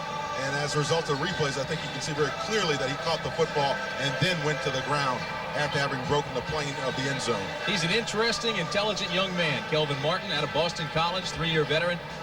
15 catches in his young career. Was talking about he's always had to fight his size, as you mentioned. He's always been very small. Didn't even play receiver until he was a senior in high school. Got to Boston College, and he said everybody was small. Flutie, Doug Flutie, everybody in there. A bunch of little midgets running around in there, but they got the job done. And certainly Kelvin Martin's gotten the job done for the Dallas Cowboys. Next Saturday, college football bonanza for you. Doubleheader of 4 national powers. First at 12 Eastern, the undefeated Volunteers of Tennessee against the unbeaten Alabama Crimson Tide. Then game 2, 10th ranked USC going against number 1 ranked Notre Dame and the Rocket. That's all next Saturday on CBS. Roger Ruzick kicking off to Terrence Flagler and Spencer Tillman. This is Flagler. Out to the 23-yard line. 17 seconds remain now for the San Francisco offense. And the question that always comes to mind now is, you know that Joe Montana has that success in the second half. Will we see Joe Montana in the second half? A return of 16 yards, and Jesse Solomon gets his first tackle as a Dallas Cowboy. Came over in that trade for Herschel Walker from the Vikings. Led the Vikes in tackles 2 years in a row. Had his knee blown out in the last regular season game, had surgery. And now he's coming back. Here's a look at Joe Montana. And whether we see him or not, we'll wait to see. 17 seconds remain in the first half. And that'll do it.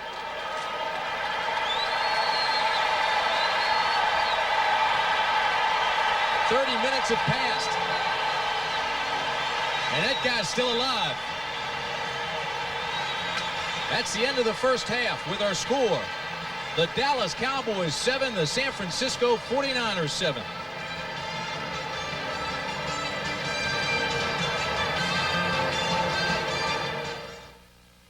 CBS Sports coverage of the National Football League is sponsored by BMW, the ultimate driving machine. Apple computers. Make your ideas fly with Apple Desktop Media. And buy the Die-Hard battery. Now with more power when you need it most.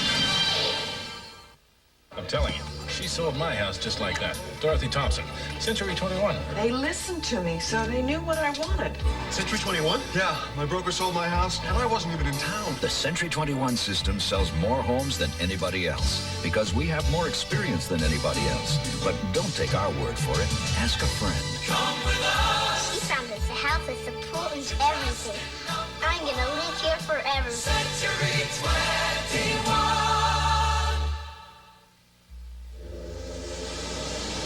Since ancient times, astronomers have defined an eclipse as a celestial body moving across the face of the sun. Mitsubishi defines an eclipse as a celestial body moving across the face of the Earth. For personal exhilaration, an eclipse can eclipse an eclipse.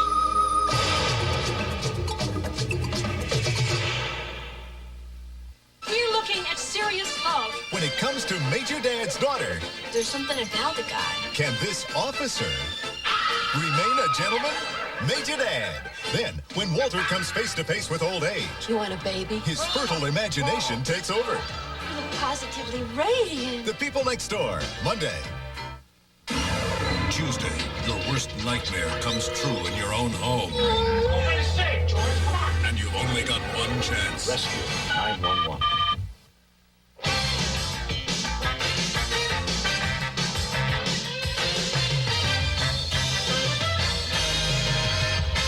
Come on, Irv. Let's get Montana hot in the bullpen. Let's go here. Well, you know, I think Seifert might have underestimated those Cowboys. They're playing pretty emotional football. So Big Joe might be back in second half, huh? They got a lot out of 8 yards rushing, I'll tell you that. To the scoreboard and get you up to date. Fighting for their lives. The Skins have lost once already to the Giants. They're tied at a field goal apiece. There's been some controversy in this game. There also have been some sacks. Dexter Manley with 2 on today against Phil Simms. Now, here it is. Odessa Turner reception, and it is not reversed. They say he's out of bounds. Take it away, Irv. What'd you think of this call? This is a catch, but the rule simply says, could the receiver come down inbounds on his own impetus if he had not been hit? Well, yes, he would have come down, but the defensive back not out of bounds, completed pass. Stalled the drive, so they're deadlocked at 3 in the second quarter. Green Bay and Minnesota. We've kept you up to date about Herschel Walker. He has been a key player for the Vikings, even though that one kickoff return was called back. Most underrated quarterback in football is this guy right here. Don Majkowski and Sterling Sharp could become one of the better receivers. 51 yards on that reception. Now, you may have seen this once before. How about him running out of his shoe here, Irv? Well, I tell you, it really makes your heart race when you see him carry the ball like that in a Viking uniform. But he knows his offense pretty well, and one shoe's good enough for him, isn't it? That's right. And here the other shoe falls on the Packers, and it's Rick Finney, right up the middle, 8 yards for the touchdown. The Vikes have 3 sacks on the day, and they lead at 10-7. Detroit and Tampa Bay, the Lions are without Barry Sanders. The Buccaneers are without Vinny Testaverde. It is hot. I mean real hot on the floor of the stadium in Tampa this afternoon, and it has been the defense. Ricky Reynolds intercepts this Rodney Peete pass, and he will score on a brilliant 68-yard return. 2 interceptions of Peete passes on the game, and that has been the difference so far for the Buccaneers. The Buccaneers defensively have really improved under Ray Perkins down there. Houston and Chicago moments ago, Neil Anderson scoring his 10th touchdown of the season. He leads the NFL, and they lead the Oilers 14-10. Miami and Cincinnati, Esiason 38 yards to Holman, 10-3 Bengals in that game. Atlanta and New England, surprisingly, the Falcons have settled for only a couple of field goals in that game, and Greg Davis, a former Falcon, has kicked 3 for the Patriots. San Francisco and Dallas, the game you're watching, deadlocked at 7 at the half. We're going to take a look at Dan Hampton right after these messages from your local stations.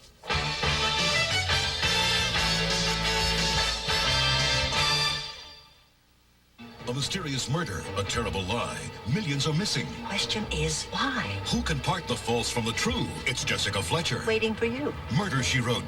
Then, a murder investigation is never easy. What's the big secret, Ann? Especially when love is involved. I do trust you. A case of corruption.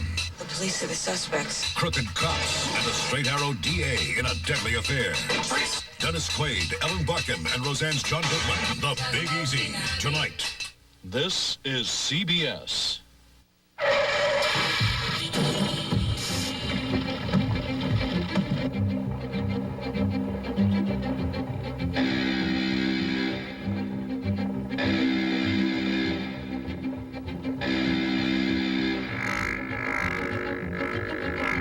yourself out just getting to your flight. That's why at Alaska Airlines, we figured the least we can do is treat you well once you finally get here. You were never that blonde. Telesis. It means progress intelligently planned. Tell Aunt Kathy what you got for your birthday. This is a story of Telesis. Lucky girl. Look, she thinks I'm right there. She knows you're in telephone. Hi, it's me. Yeah, is Eric there? Hey, the uniform looks great, pal. You nervous? A little. By the 21st century, a child will see for 1,000 miles. Really proud of you. Thanks, Dad. Because the same telephone lines that carry thousands of voices could also deliver pictures worth 1,000 words, life-size and lifelike. It's just one of the things the Pacific Telesis Group is working on today to get you ready for tomorrow. Oh, be quiet, because Grandpa's got something to say. Happy Thanksgiving, everyone. Yes, it's just a telephone now, but the 21st century is only 11 years away. A Tale of Two Cities, Monday at 7:30.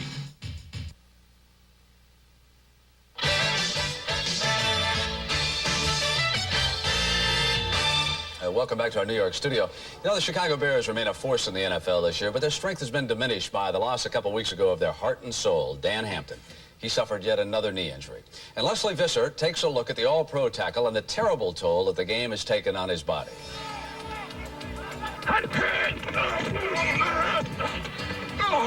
I personally performed 5 operations on him, all on the knees. At that time, he had torn the cartilage on the inside of his knee, and he'd also torn a tendon called the popliteus tendon on the outside of his knee. I thought perhaps he ought to start thinking about doing something else for a living.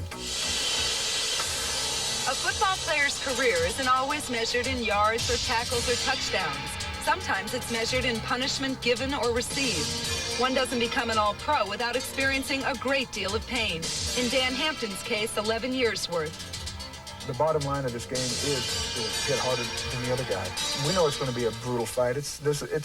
Someone said it's a contact sport. It's not. It's a collision sport. And there's going to be injuries. There's going to be a lot of pain involved with it. Just how much pain? In the 1980s, Hampton has averaged 1 knee operation per year, and each procedure has been followed by grueling months of painful rehabilitation. Throughout this lonely process, Hampton developed a unique attitude that has helped him cope. Pain is my friend. I've been able to deal with it because I want to play. Otherwise, you know, I'd be out of the league. Now, faced with the choice, I'd rather play with the pain and still be playing. No one doubts his motivation, but the price he's been willing to pay could cost him for the rest of his life. My doctor says that if I play again and tear it up again, then I may have a real hard time walking when I'm 40. I didn't feel like telling him I have a real hard time walking now when I'm 32. In the final year of his contract and perhaps his career, Hampton has no regrets. I've seen a lot of players play this game, great players. Dick Butkus, Mike Ditka. Was it worth it?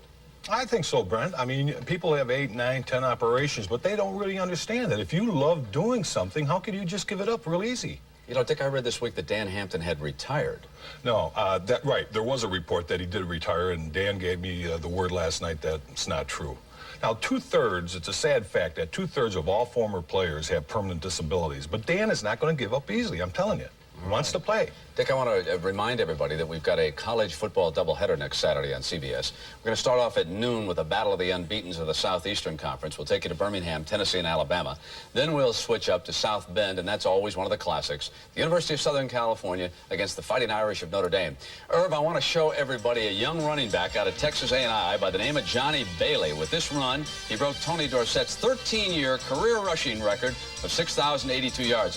What about his pro potential? It's a pretty exciting back, Brent. He's only 5'8", 178 pounds, but he's projected to be a late first-round pick, an early second-round pick. He came out of the same conference that Wilbur Montgomery came from Philadelphia. All right, let's send you back to the stadium and the game you're enjoying here on CBS. If you follow the travails of the San Francisco 49ers, this is their history thus far this year. They have not been outstanding in the first half, and again today, they are tied with the Cowboys 7-7. Welcome back to Texas Stadium, everybody. I'm Tim Brant along with Big Dan Jiggetts, and it's not really been a surprising half other than the Cowboys have hung tough. They've hung tough, but the key, though, for the 49ers is if they had Joe Montana like they usually do, you know that they own the second half. Today with Steve Young, it's going to be a real test for the 49ers. The Cowboys are desperate for a win down here. Both quarterbacks have looked very good today on both sides of the field, but let's show you how the team scored. It was scoreless after the first quarter, then this was in the second quarter. Steve Young finds Brent Jones, the tight end, number 84, streaking downfield. He beats Jack Del Rio on the zone coverage, running a seam route, just gets in behind him, makes a nice reception, and tumbles on into the end zone. You know, every time you run against that zone, the tight ends are going to run the seams on you. A running into the kicker penalty against Dallas kept that drive alive, and then the Cowboys came back just before the half with 21 seconds remaining on this pass. Steve Walsh gets some good time from his offensive line, looks downfield and finds Kelvin Martin for about 32 yards. He beats Tom Homo and Johnny Jackson on the play. There was a question as to whether or not it was a penalty and a catch on this. It was reviewed and ruled a touchdown. All right, that made it 7-7. Let's take you now and show you some of the statistics. They will better tell the story of the first half between the Cowboys and the 49ers. You see San Francisco with a very, very big edge in terms of rushing the football. Still not great, though, for the 49ers and what you're used to seeing out of them with Roger Craig. Dallas is suffering without Herschel Walker. Young had almost 50 yards of that rushing for the 49ers. Both quarterbacks, as we mentioned, are hot. 10 for 13 for Young, 11 for 13 for Walsh. I think that the thing is you're seeing a young Steve Walsh doing quite well for himself in his second start. And what's been very impressive as you look all the way to the right-hand corner of that statistic is Walsh has not thrown an interception. So that's the story here at Texas Stadium. CBS Sports coverage of NFL football will continue after this message and a word from your local station. The world thirsts for a car that is economical, yet fully equipped, basic, yet polished, practical, yet inspiring. Some may think such a car is only a mirage. It is. The award-winning Mitsubishi Mirage. Buy the special edition Mirage EXE and get air conditioning and AM/FM stereo cassette at no extra charge. Save over $1,000.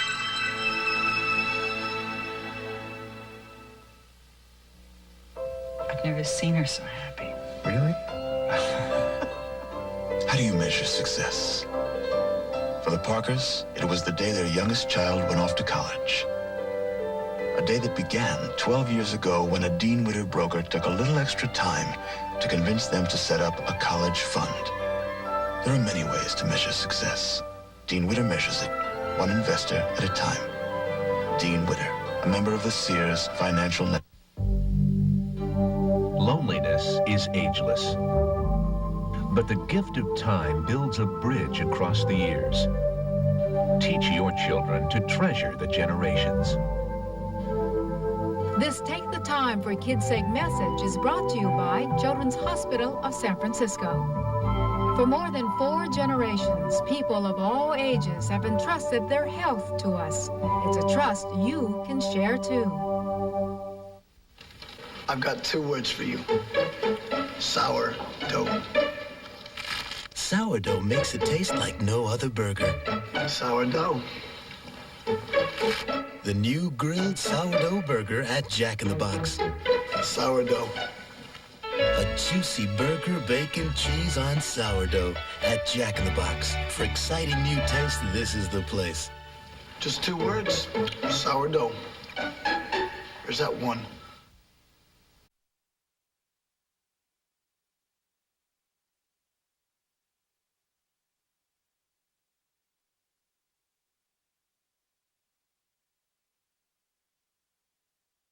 Exciting new taste, this is the place. Just 2 words. Sourdough. Or is that 1? CBS Sports coverage of the National Football League is sponsored by the new generation of Oldsmobile. Step into the future now at your Oldsmobile dealer. Federal Express, the best way to ship it over there. And by Castrol, engineered for today's smaller cars. The Big D in Dallas today means something else, defense. Cowboys have held the 49ers to 7 points in the first half and were deadlocked at a touchdown apiece. I want to show you some interesting numbers, though, as we start the second half. Don't be fooled by the present score, because what's taken place thus far this year is Dallas has been shut out in the third period. Look at that. the big goose egg.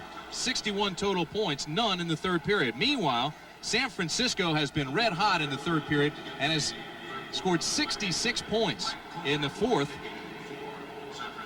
And so it's been a second half team. They've been outscored everywhere else in every other quarter but the fourth, 66 points. But again, keep in mind, that's when Joe Montana has been starting at quarterback. Steve Young will get his chance to prove the 49er legend true today.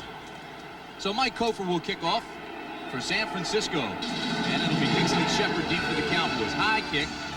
It'll be taken by Dixon at the 2. Out to the 34-yard line, and once again a flag flies.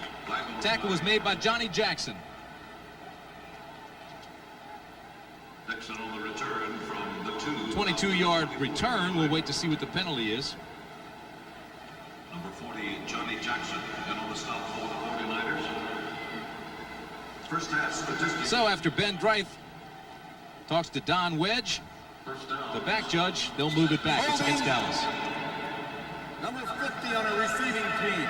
That's a 10-yard penalty, and it's first down. Number 50 is Steve Hendrickson, who's carried several numbers over the last couple of weeks. And as a matter of fact, he was originally drafted by the San Francisco 49ers, and you figure he wants to get a couple shots in on his old teammates. He may have been a little aggressive on that one. Hendrickson wore number 99 last week. David Howard came in the trade. He now has 99, and Hendrickson gets jersey number 50. Hard to hit a moving target. That happens when you're young. First down, Cowboys. First pass, second half. Walsh gets it off, throws it underneath to Irvin. And Michael Irvin breaks the tackle and carries it out to the 17. So it's a gain of 3 after a lot of work by Michael Irvin. The pressure came from Michael Carter straight up the middle. Michael Irvin came right back along the line of scrimmage that time to make the play, and really he catches the ball on the line of scrimmage. You see him in motion here. Now he's going to turn inside after the little pick play there by his tight end, slides back along the line of scrimmage, but Jim Fawnhorse has him in his sights along with Michael Walter, and you just don't get away from those two guys very easily. But Michael Irvin does make that little move there to slip him for a yard or two. It'll be second down and 7. Dixon on the reverse. Breaks a tackle and carries it out to the 27-yard line. First down, Dallas. Tackle finally made by Jeff Fuller. Now see, you run the reverse when you know that the backside is not staying home. Let's see what happens in this area with the outside linebackers and the defensive ends. Does Kevin Fagan stay at home? No, he goes down the line of scrimmage. When you see that happen, you say as an offense, well, maybe we can beat them on the corner there. And you see that they did indeed beat the 49ers on the corner. There's only one guy back there to make the play, and he missed it. First down and 10 now. Martin and Irvin come to the bottom of the screen. Dixon to the top. Block the carrier, and again, there's absolutely nothing up the middle.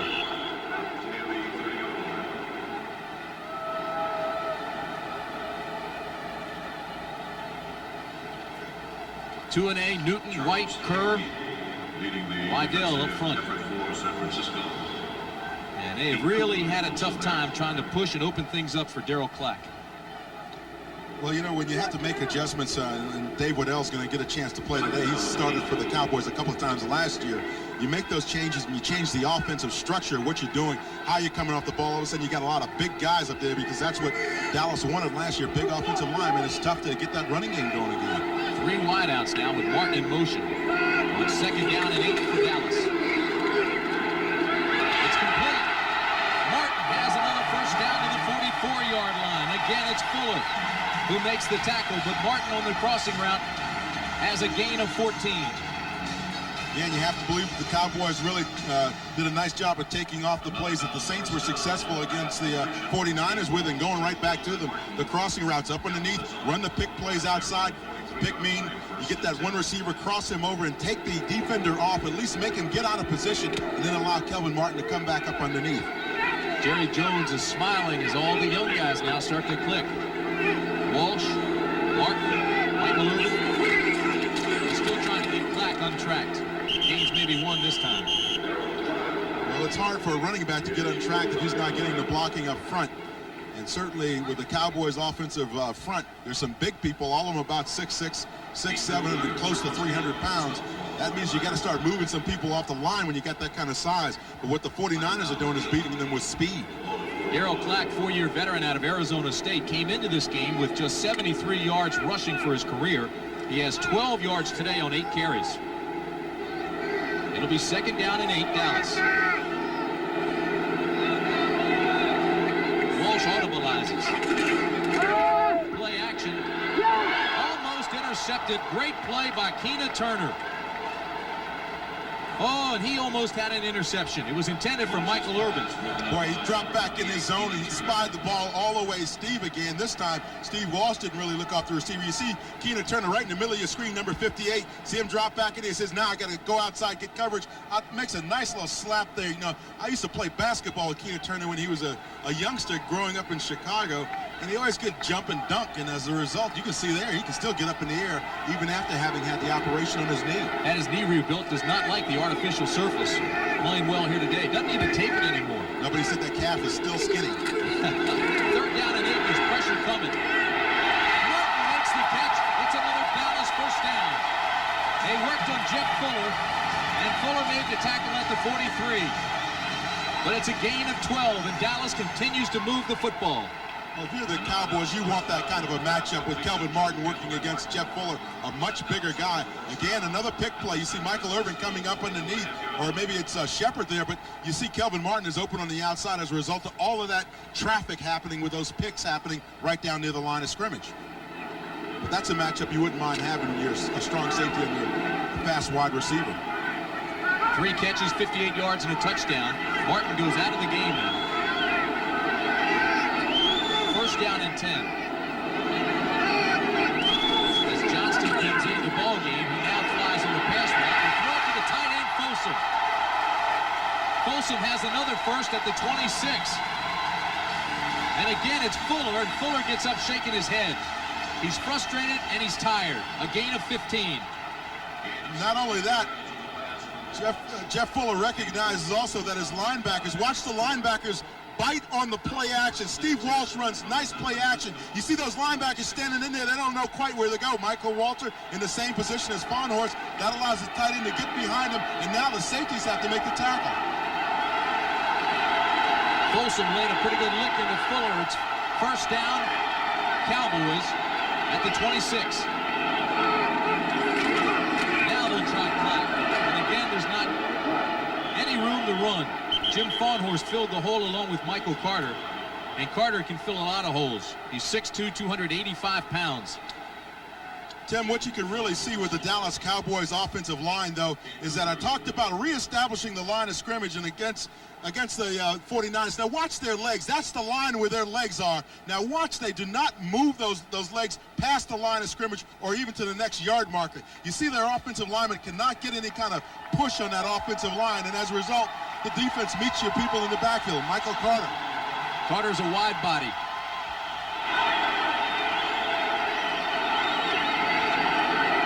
Second down and call it 9. Going into the corner, Irvin's open, the pass is late. Beautiful play by Darryl Pollard. Beautiful play defensively.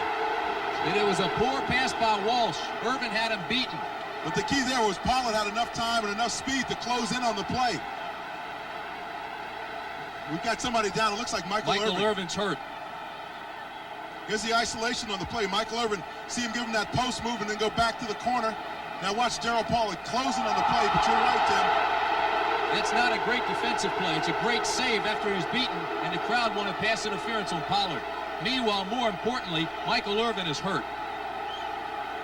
And he did get pushed. Boy, you hate to see that. 5 catches, 49 yards for Irvin. You see him there, give him the post move, then go back out to the sideline. Pollard's beat right now. The ball's drifting up. Maybe Michael Irvin had a chance to fair catch it down there, but now he got hit right in the back of the leg just as he came down in the end zone. And he is still down in there in the end zone. It looked, Dan, when he hit that his leg stuck to the turf. Didn't have any give. And when that happens, there's only one thing that will give. Well, that turf is very, very brittle down there in the end zone. Of course, it doesn't see a lot of action sometimes down here in Dallas, and that may be one reason why it's still very brittle down there. The weakest joint on the strongest limb on the body, and when the shoe doesn't give, the knee usually does.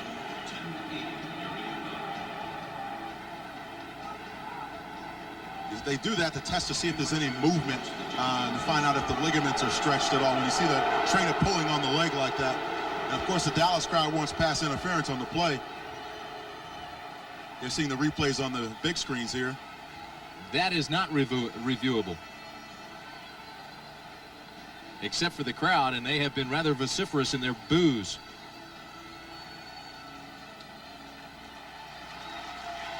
Talk about the Cowboys, though, and what they need to do to come back. And one of the things that Jimmy Johnson will continually tell you is that you have to have some patience when you have a lot of young people playing. It looks like Michael Irvin's going to be okay. The one position that Jimmy Johnson feels comfortable about is his wide receivers. This way, Mr. Starr. Life with me dad's a real scream. He needs a star vehicle, like my all-new Cutlass Supreme. It's a fab four-door that really screams.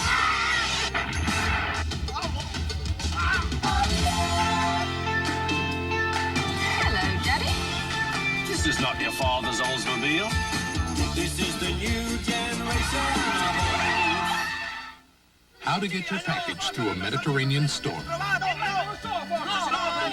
Most Federal Express overseas employees are from overseas, so they not only know the local customs regulations, they know the local customs. And that helps your package sail right through. Because when delivering in Rome, it helps to be a Roman. Federal Express, the best way to ship it over here is now the best way to ship it over there. Wouldn't it be great if suddenly you were in charge of the annual swimsuit issue, deciding things like how the models pose and who gets the cover? And wouldn't it be great if the models brought beer? Really great beer, like Keystone, the fresh, cold filtered beer in a can that tastes like beer in a bottle because of Keystone's specially lined can. And wouldn't it be great if later that day you all went bowling? Introducing Keystone and Keystone Light, bottled beer taste in a can. Wouldn't that be great? Michael Irvin was hurt on this play. Darryl Pollard, number 26, closes back in after having gotten beaten by Irvin. The ball is up in the air. Irvin tries to make the reception, but there you see Pollard slaps the ball away. Michael Irvin says, hey, look, that was pass interference on you, Darryl. It was. He ran right into him. There's no question about it. Well, but see, he's got as much right to catch the football as the receiver. The ball's underthrown so the defender can come back and catch the football. That's what happened on the play. 3rd down and 9, Dallas.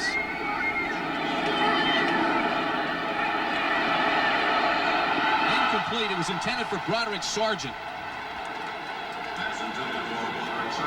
See, just because a receiver is an offensive receiver doesn't necessarily mean that he's got the right to catch the football and the defense can't do it. Darryl Paul at that time steps in and becomes the receiver. The ball's hung up there in the air. Broderick Sargent wishes he could have brought that one down, or he was 6'10". I'll tell you this. Shepard thought he was open in the end zone, and Kelvin Martin thought he was open as well. It's a 43-yard attempt for Roger Ruzick. And the Cowboys are threatening to take the lead with 8:35 remaining in the 3rd quarter.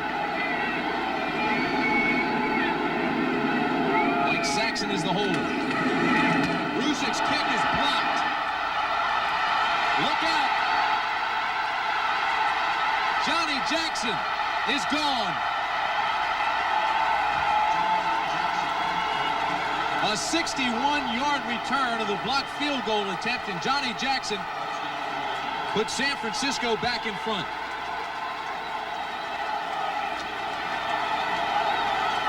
And it appeared to me like Steve Wallace, number 74, as an offensive tackle, was in on the block right up the middle of the Cowboys offensive line.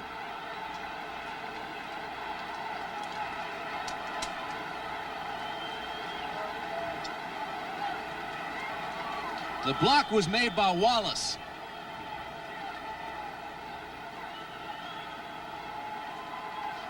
So just like that, San Francisco comes back, takes the lead, and Kofor comes on to add another point. Now it's Barry Helton who's the holder. And the kick is good. So with 8:23 remaining third quarter, a quick turnaround, and the 49ers take a 14-7 lead. Steve Wallace, number 74, is an offensive tackle, as I mentioned earlier. 6'5", so he's got plenty of height. Comes right in the middle of that. Watch here as they collapse the Dallas front and get into the ball. The key is to get penetration and move people back. Steve Wallace gets in there, gets that big hand on it, just slaps it down like a rebound. He's rejecting a shot. And now Jackson picks the ball up, takes off. The only guy that really has a chance to catch him is Roger Ruzak. And if that happened, you can believe Jackson would never go back in the locker room for the 49ers.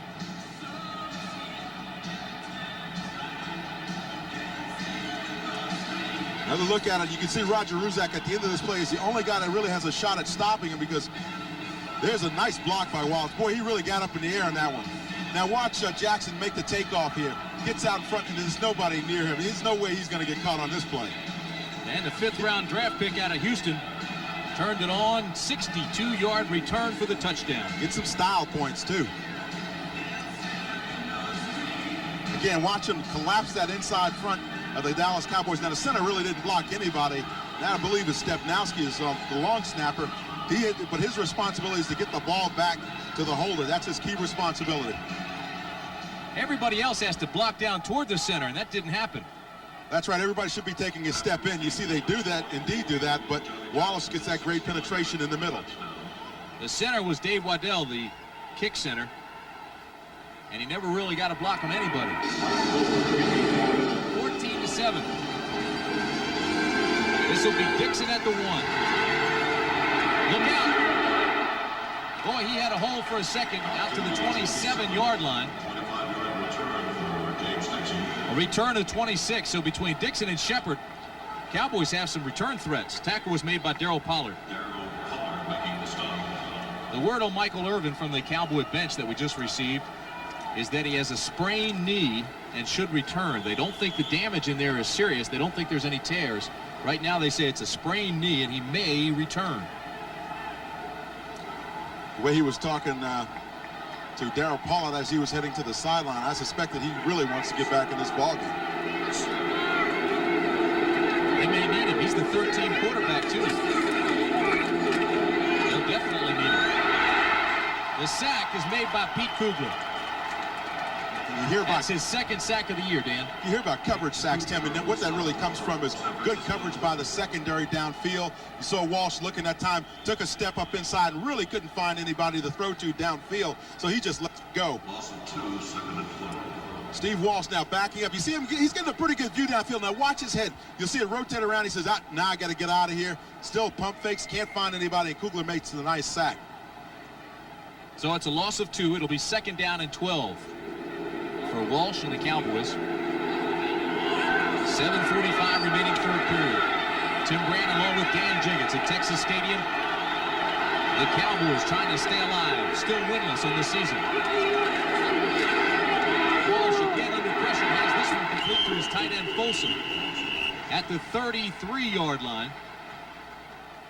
Tackle made by Keena Turner. A little pressure that time from the defensive front of the 49ers. Forces Steve Walsh to unload to his tight end, Folsom, who he finds coming across again. You see him right in the middle of your screen, 85, heading out to the sideline, runs an out pattern there and just simply beats Keena Turner on the play. They like that matchup with the tight ends and the receivers against the linebackers because generally those guys are going to be a little bit faster. Folsom came into this game with 3 receptions, and you see what he did today. He's got 5 catches.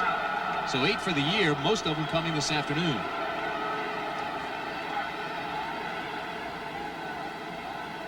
Timeout Dallas. 7:03 remaining third period.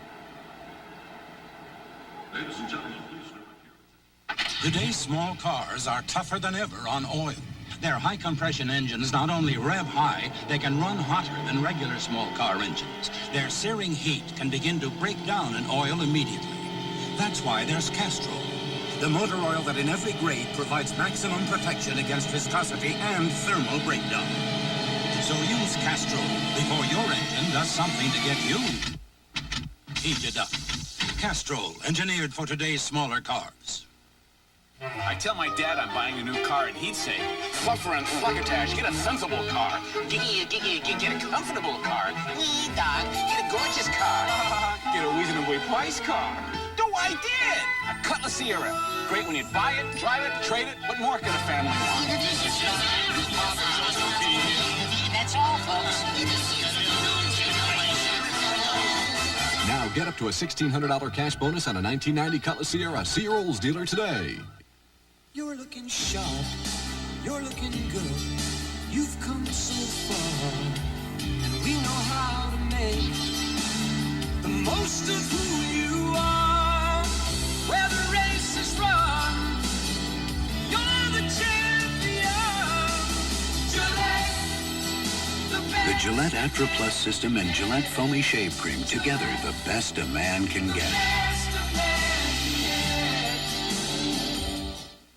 She says it's rape. Now she has to prove it. She wanted it. She asked for it. She got it. Why don't you leave her alone? When He's Not a Stranger, Tuesday. If you like college football, you'll like CBS next Saturday. A blockbuster doubleheader starting with Tennessee against Alabama, both teams unbeaten. Then the second game of the doubleheader, 10th-ranked Southern Cal against top-ranked Notre Dame. That's all next week here on CBS. Don't miss it. Third down and 4 for Walsh. Backside pressure, throws this one complete.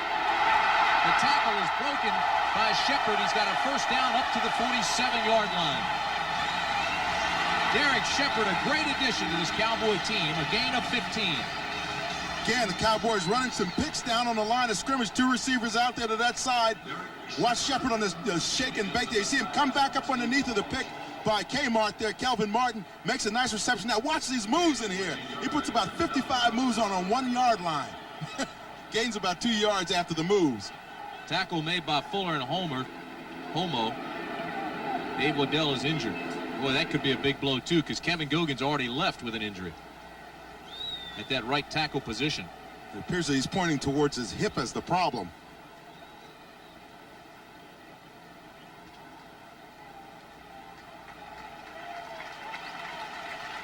Look at this, Dan. Everything they're throwing is, well, pretty much short. Well, the thing that they've been effective on is that the play like we just saw with Shepard, throwing the ball after the pick play and allowing the receiver to run with it the rest of the way. So it may only be 10 to 19 yards, but then the receiver makes the best out of a tough situation by running well with the football.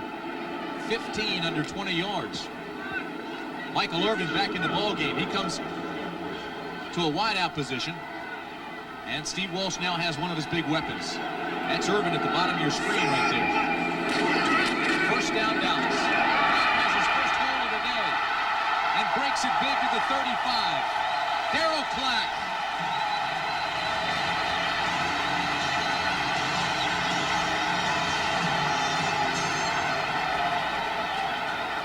Tim, sometimes what you need as an offense and an offensive line is to get one play like this one where you finally spring your running back. Dallas really doesn't get that good blocking off the line of scrimmage, but they stay in front of their people, and Darryl Clack cuts the ball back near the center, and it just scoots it up through the line of scrimmage.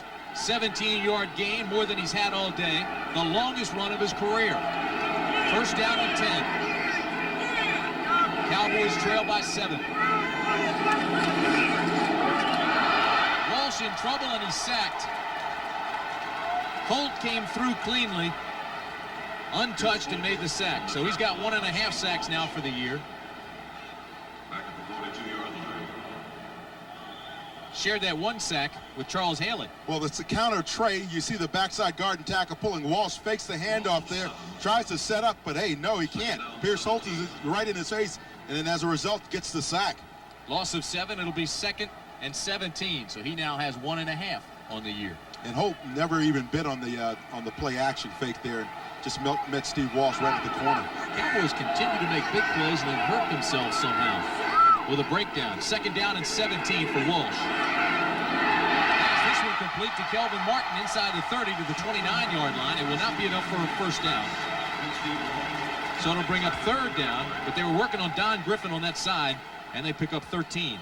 I asked Kelvin Martin during the week, and I said, hey, what's your favorite route, the one that you feel you specialize in the most? And he said, well, I feel it's kind of the 15-yard comeback. But that's been the route that I haven't seen him run today. He's been running a lot of crossing patterns and out patterns. Dallas last drive, they went 65 yards to the San Francisco 25, held the ball almost 7 minutes and got no points. As a matter of fact, the 49ers got 7. 3rd down and 3. They need a big play here. Walsh has some room. Has the first down to the 15-yard line. Keena Turner and Johnny Jackson finally make the stop, but it's another gain of 13. And credit Kelvin Martin with a great block downfield to help out his quarterback when he saw him scrambling and in trouble. Steve Walsh knows that he's in trouble as he drops back, can't really find anybody open, gets some decent protection up there, really wasn't flushed out of the pocket because of pressure. Now, when you see that block right there by Kelvin Martin on Keena Turner, just enough to allow the quarterback to slide in there and get about 4 or 5 extra yards on the play. Crowd is back in it. Walsh goes for it all. Incomplete, intended for Martin. Now that was a fine defensive play by Griffin.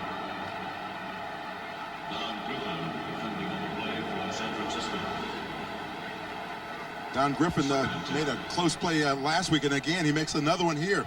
He's going to be coming from the right side of your screen. That's where Kelvin Martin is running the go pattern. Steve Walsh lays it out there very nicely for him. And actually, when you look at it, Griffin was out of position there, but closed very quickly on the receiver, Martin. It'll be 2nd down and 10 as you look at Don Griffin. 4:24 remaining in the 3rd period, but look at the time of possession. The San Francisco offense has not had the football, but they are the only ones to score. Walsh inside the 5 to the 3. Michael Irvin. There's a flag. And again, they were working on Don Griffin.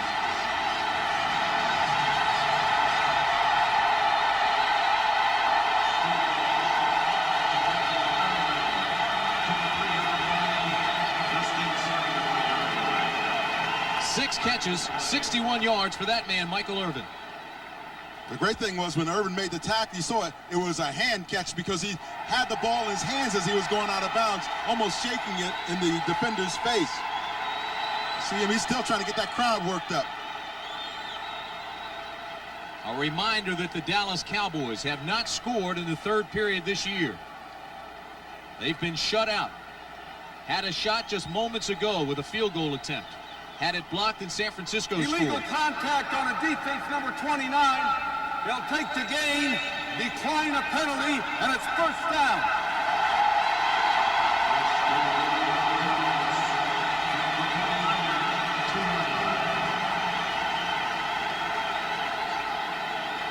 It was called on Griffin. So the big game by Irvin sets up 1st and goal at the 2. Thornton Chandler comes in at tight end for Dallas. Steve Folsom stays in. It's a 2 tight end system. Johnston and Clack will be in the backfield. And they're going to review it.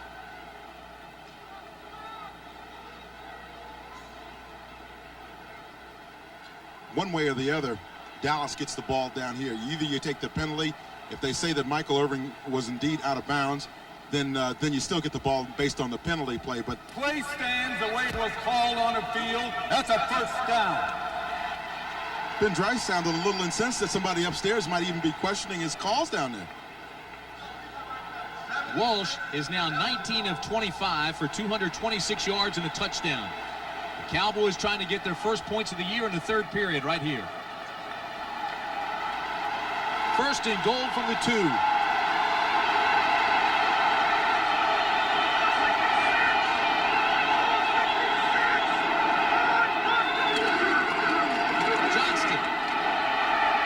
To the goal line, no signal. Chet Brooks tries to come out of there with the ball, and Thornton Chandler wants no parts of that.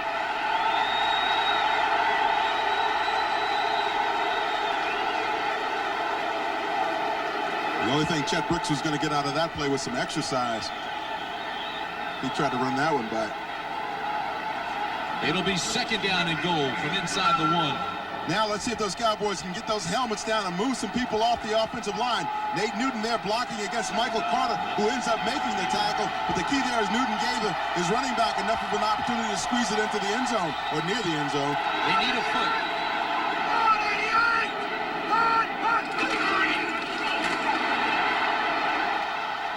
Still no signal. It'll bring up third down and less than 1. Good play here by Jim Fawnhorse, number 55, who really stops the momentum of the running back. And Michael Walter on that defense for the 49. You see both of those linebackers come right up over the top and stick the running back as he's trying to come through.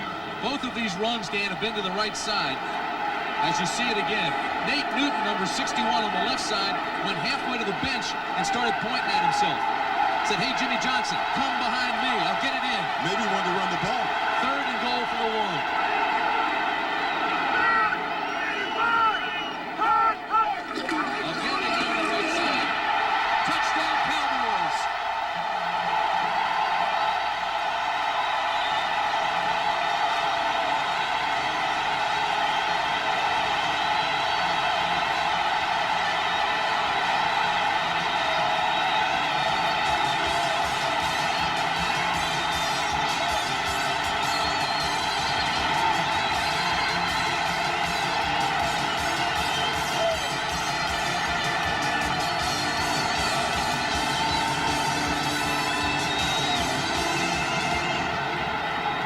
Black's 1-yarder sets up Roger Lusik's extra point attempt. Losing the extra point drive. And it's good.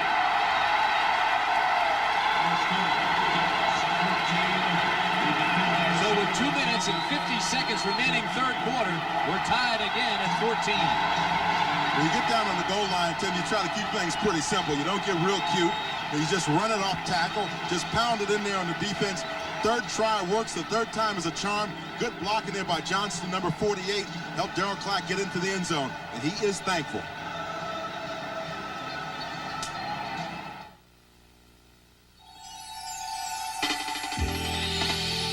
This isn't an ad for a tropical vacation. This is an ad for Zenith's 46-inch projection television with a color picture that could only be called brilliant. If you've never owned a Zenith giant screen television, maybe now's the time to get your feet wet. Zenith. Quality. Once upon a time, there was a guy named Goldilocks who was thirsting for refreshment. But this one, and this one. So then he moved to Diet Coke, and it was just right. The real cola taste you can drink more of because it's just 1 calorie. Hey, somebody's been drinking our Diet Coke. Yeah. And there he is. Hey, it's the 3 Bears. What's up? Yeah. Just for the taste of it. Diet Coke. Trofeo, Trofeo. It's a new generation and we want a new Olds. Sequential port, fuel injection, anti-lock brakes. Big days come and we want a new Olds. Visual information center, handles great. This Oldsmobile is not our father's. New generation for the sons and daughters. Trofeo. This is the new generation of Oldsmobile. The bear-killing Bucks take on the Skins. The Saints try to derail the Rams. A day of regional excitement next Sunday. The Dallas Cowboys in time of possession in the 3rd quarter have had the ball 12 minutes and 10 seconds. The San Francisco 49ers, nothing. 49ers have yet to touch the football. 12 plays, 73 yards. You see the time of possession. Walsh 6 for 8 on that drive. And we're tied at 14. Ruzic's kick is high, but it's short. Flagler will take it at the 15. Breaks 1 tackle, stumbles across the 30, and gets it out to the 32-yard line. Tim, you hear me talk so much about backside blocking. I'm going to show you how come it's important. Watch Mark Tunney here cut off Fawnhorse, and then watch Johnston here come in and block on Michael Walter on the front side of the play, and that's how come the Cowboys were successful on the touchdown play. You see right there, Johnson gets his man, and Fawnhorse was just too late to make the play as the backside linebacker because Mark Tunney had cut him off already. Took him a long time to get in the end zone in the 3rd quarter, the whole season. Young is the quarterback, Craig is the ball carrier. And yards. Jack Del Rio.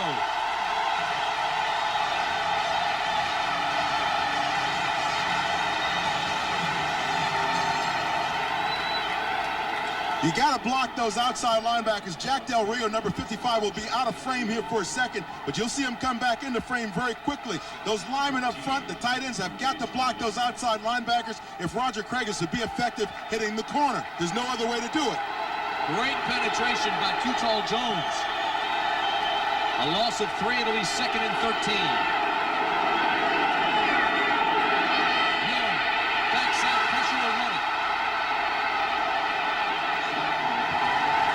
Goes out of bounds at the 31-yard line, but there's a flag in the backfield. Gotta believe that's holding because Tony Tolbert had a nice rush going that time on Steve Walsh. Steve Young, excuse me.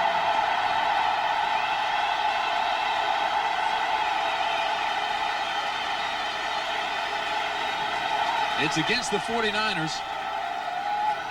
And there's another first in this game. First crowd noise Dallas has really heard all year.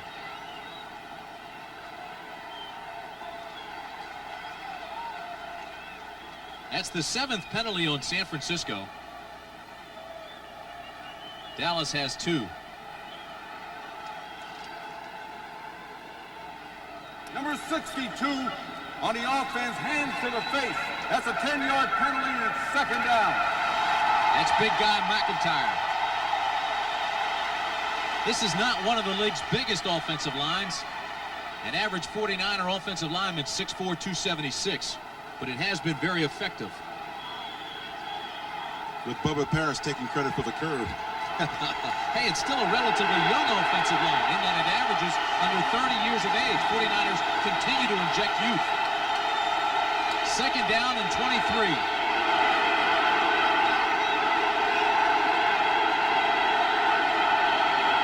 Young, quick drop, overthrows the intended receiver, and that's Jerry Rice. Jerry Rice has only 1 catch on the afternoon. And Bubba Paris is getting into it with, I believe that's Too-Tall Jones maybe down there on the field. You hate to see your team, your offense losing its cool now in a situation where it's getting kind of tight. You want to see that cool, calm, and collected, experienced offense, particularly your offensive front. Now, Paris just kind of stepped in on the back end of that little tussle. Too-Tall Jones, 38 years of age. 6'9", 270-pounder in his 15th year. 3rd down and 23 for San Francisco. They go to 4 wideouts. There's pressure on Walsh. Sidney has the catch out to the 30, but he won't have the 1st down.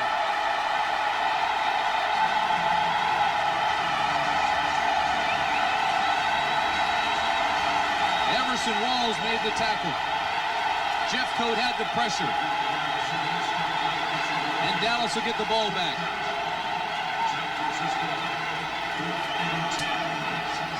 Jim Jeffcoat was bringing it, and Steve Young knew it. Said, I got to get rid of this football. Good pass rush by Jeffcoat that time. Barry Helton comes on to punt. You see what he's done thus far this afternoon. And this guy is having a big afternoon as well, Derek Shepard. Shepard will be looking for a wall.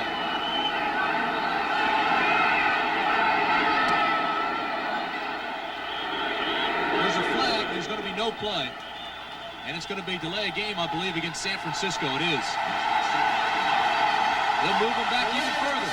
Offense, 5 yards, 4th down.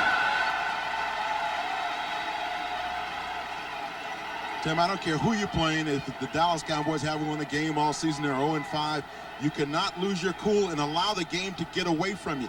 You're the 49ers. You've gotten kind of used to winning games in the last couple of minutes this season. They've done it, I think, in 4 out of 5 games they played this year. But you've got to stay on top of a situation, because if you let a team as young as the Cowboys get that emotional lift in the 4th quarter, you're going to be in a lot of trouble down here. It's still early.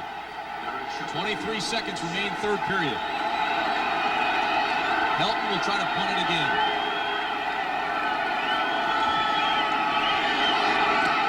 It's off a low liner. That'll hit at the 40, get a Cowboy bounce.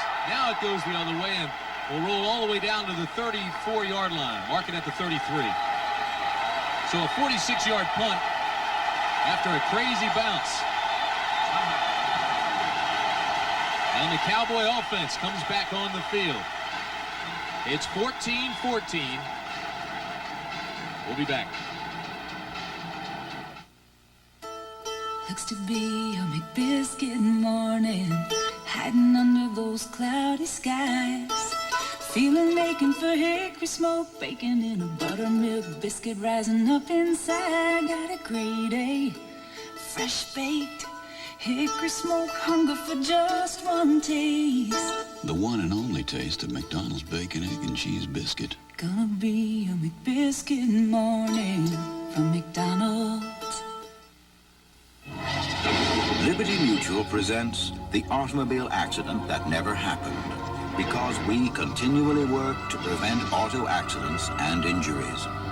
In helping to pioneer safety belts, Liberty Mutual Insurance helped make driving safer for everyone.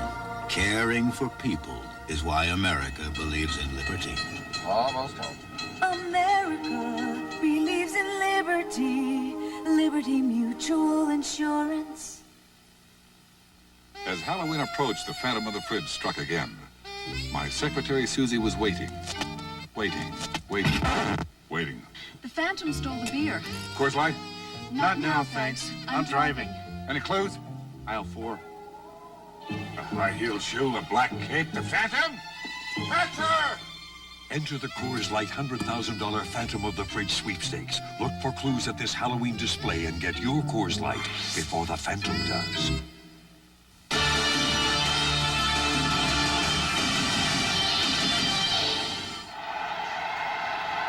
Next Sunday, our NFL regional coverage begins at 12:30 Eastern Time, 9:30 Pacific with the NFL Today.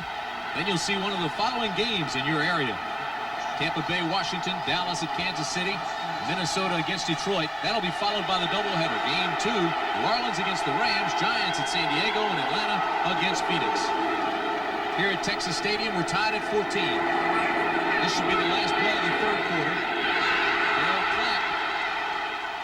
To the 37-yard line, but there is a flag. Jim Fawnhorse made the tackle. So we'll wait to see what the flag is. NFL Today did a nice job covering the Herschel Walker story today. It was interesting listening to Jerry Jones, Mike Lynn. Got a lot of help from Dan Jiggetts following that story. Number 70 on the offense was holding. That's a 10-yard penalty, and it's first down. We're going down the other end. So it was on Stepnowski. So that's the end of the third quarter with the score. San Francisco 14, Dallas 14. We now pause from a word for our local stations.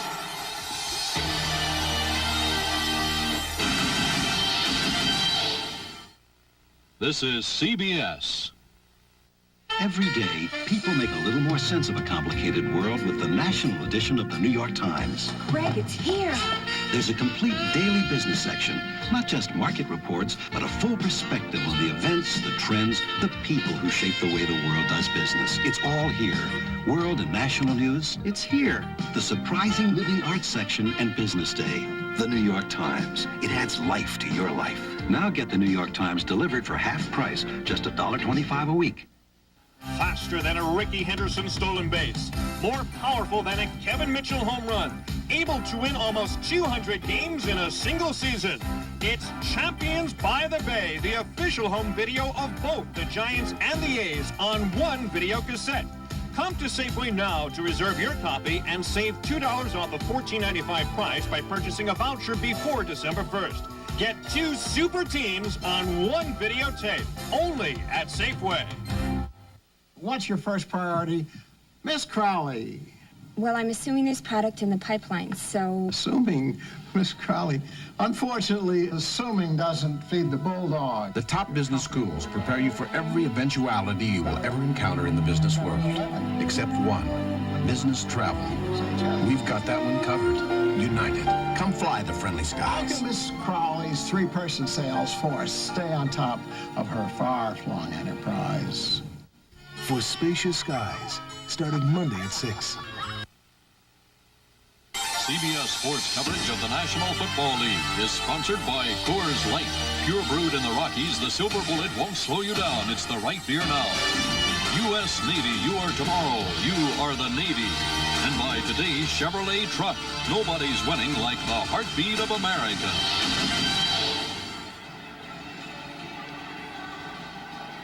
Great day in Dallas as we start the final period.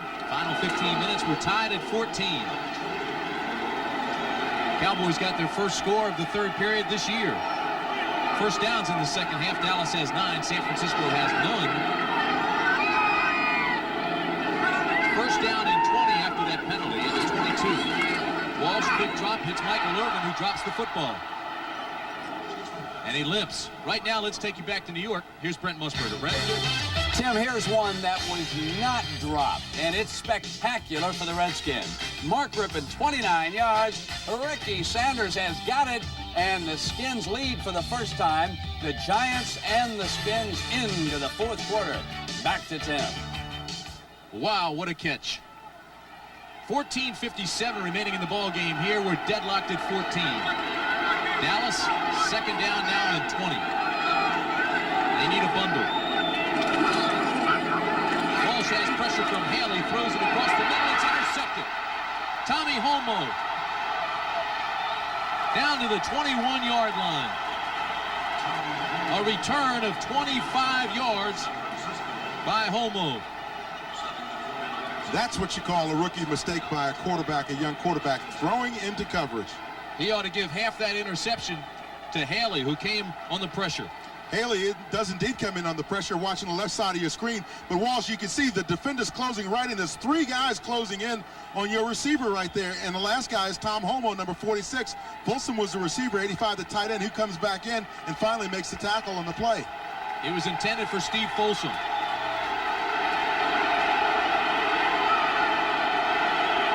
First down, San Francisco. Roger Craig, right side. Bangs his way down inside the 15-yard line. Boy, he really punished Vince Albritton on the play. 36, he came up to make the stop. And Roger Craig just simply lowered his shoulder a little bit, just got right into Albritton.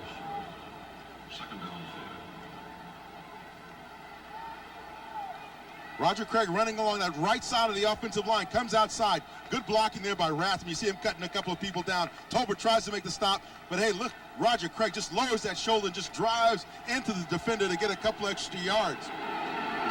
He's a guy, a veteran, who knows what it means now to put the game on the line in the fourth quarter and get a touchdown. A key defensive series for Dallas. This defense has allowed San Francisco just 7 points this afternoon. They got the other one on a blocked field goal in return. It's a block from Rathman. Inside the 10 to the 8-yard line. Tolbert and Lockhart make the tackle, but Rathman helped that play work. Steve Young is almost like a wishbone when you have a quarterback like him down there. Watch him on the rollout of the bootleg. He's going to be escorted by Tom Rathman, who's trying to slide out and get into the pass pattern, but says, no, I'm going to stay with Steve Walsh. Steve Young. Now, you saw him right there throw the block on Jack Del Rio, number 55, and that allowed Young to spring up underneath. Explain the hit in the back now. That was legal. Yes, well, he's blocking. If the linebacker turns his back to you, you can push him all the way in the back then. It's not blocking in the back. As long as you make contact, you're trying to make contact in the front. 49ers have their first down of the second half. Roger Craig hit immediately by Everson Walls.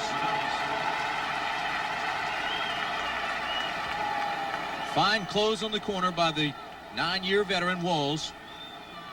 Nice run support that time by Everson. We were talking to him the other day about how he likes to do that casual walk away when he's near the receiver. He says he's trying to disguise what he's doing defensively, but also it's very important to look very cool when you do it. Big basketball fan. Loves the Lakers. Second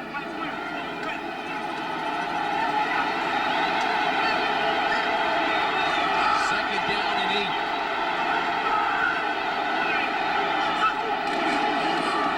Rathman's hit immediately by Bill Bates.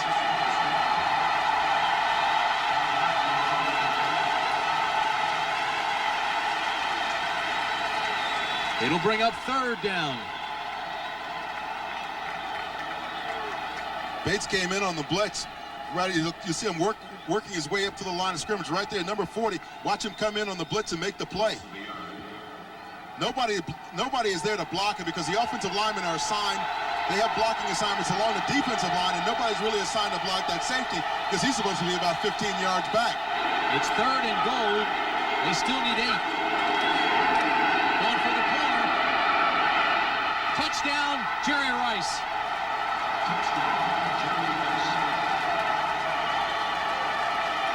His 59th career touchdown.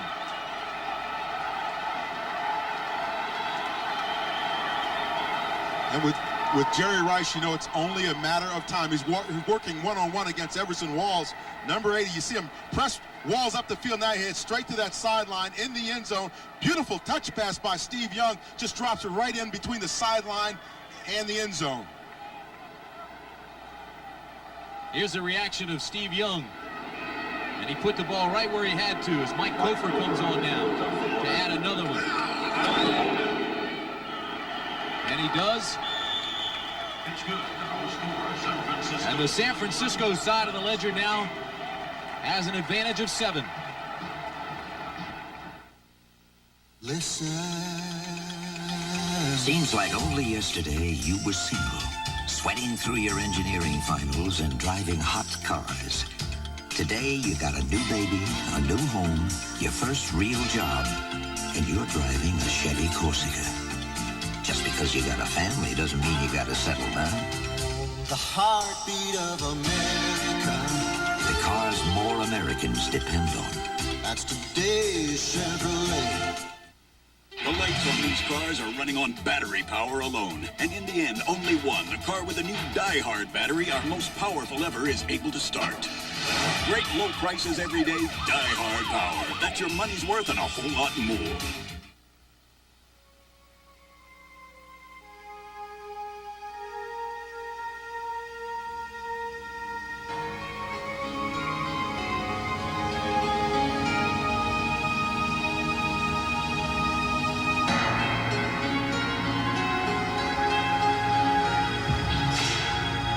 Life's full of simple pleasures, like the comfort of Levi's jeans. Or had you forgotten? This NFL game summary is sponsored by Levi's 505 jeans, the zipper fly jeans with a traditional Levi's fit.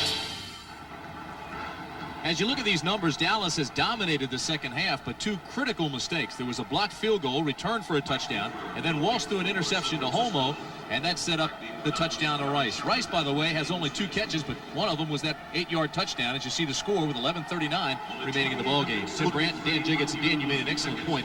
Early in the ballgame, you said that San Francisco usually just plays to the level of competition it's against. But in the second half, they really know how to turn things around, and they did it defensively by blocking the field goals, as you said. And then, again, coming back with the interception by Tom Homo, which really set up that touchdown we just saw. But the key here now is to understand the fact that the Cowboys are still not out of this thing. Young team can come back in the fourth quarter. Kofer's kick will be taken by Shepard at the 9.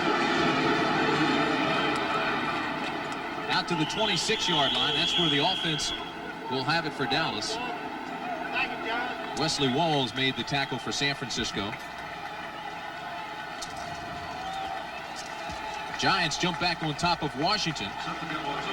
Minnesota, Herschel has 10 carries, 76 yards.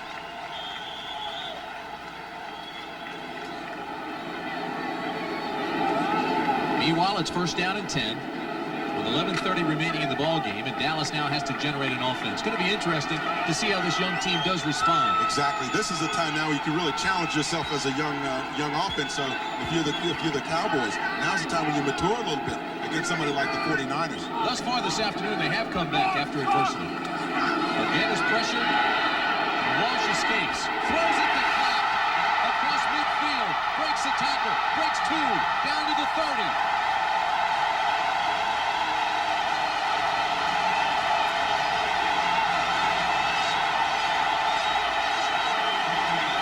A gain of 44 yards.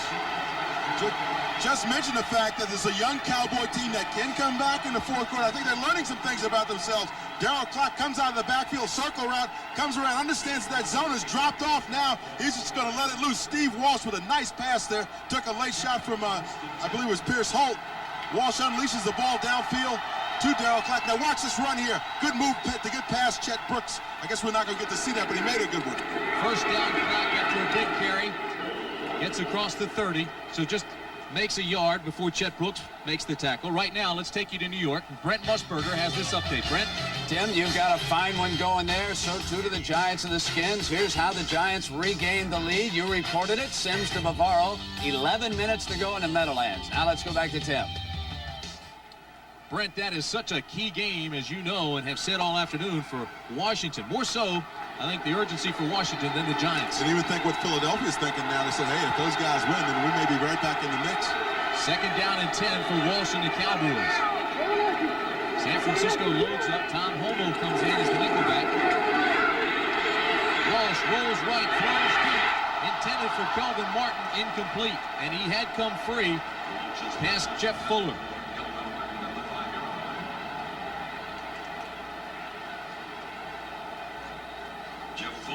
The numbers are outstanding for Dallas in the second half. 185 yards of offense. Of course, when you consider they had the ball for almost the whole third quarter, it's easy to understand why.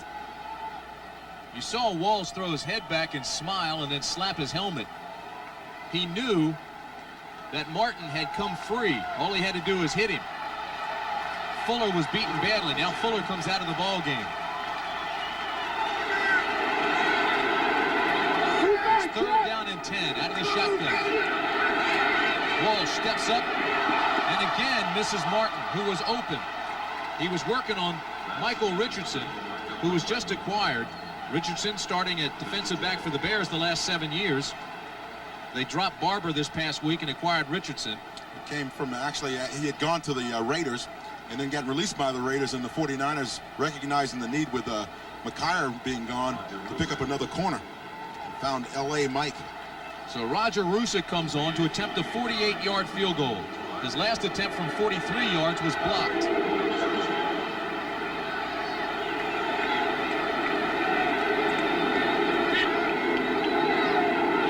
Good snap, good hold. Gets the kickoff. It's long enough, but it's off to the right.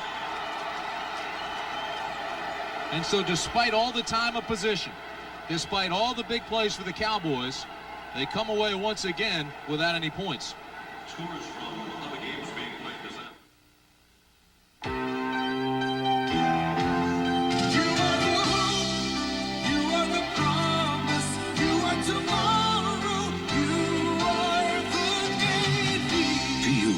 Build and shape our future, we invite you to learn the technology of tomorrow while you serve your country in the Navy of today.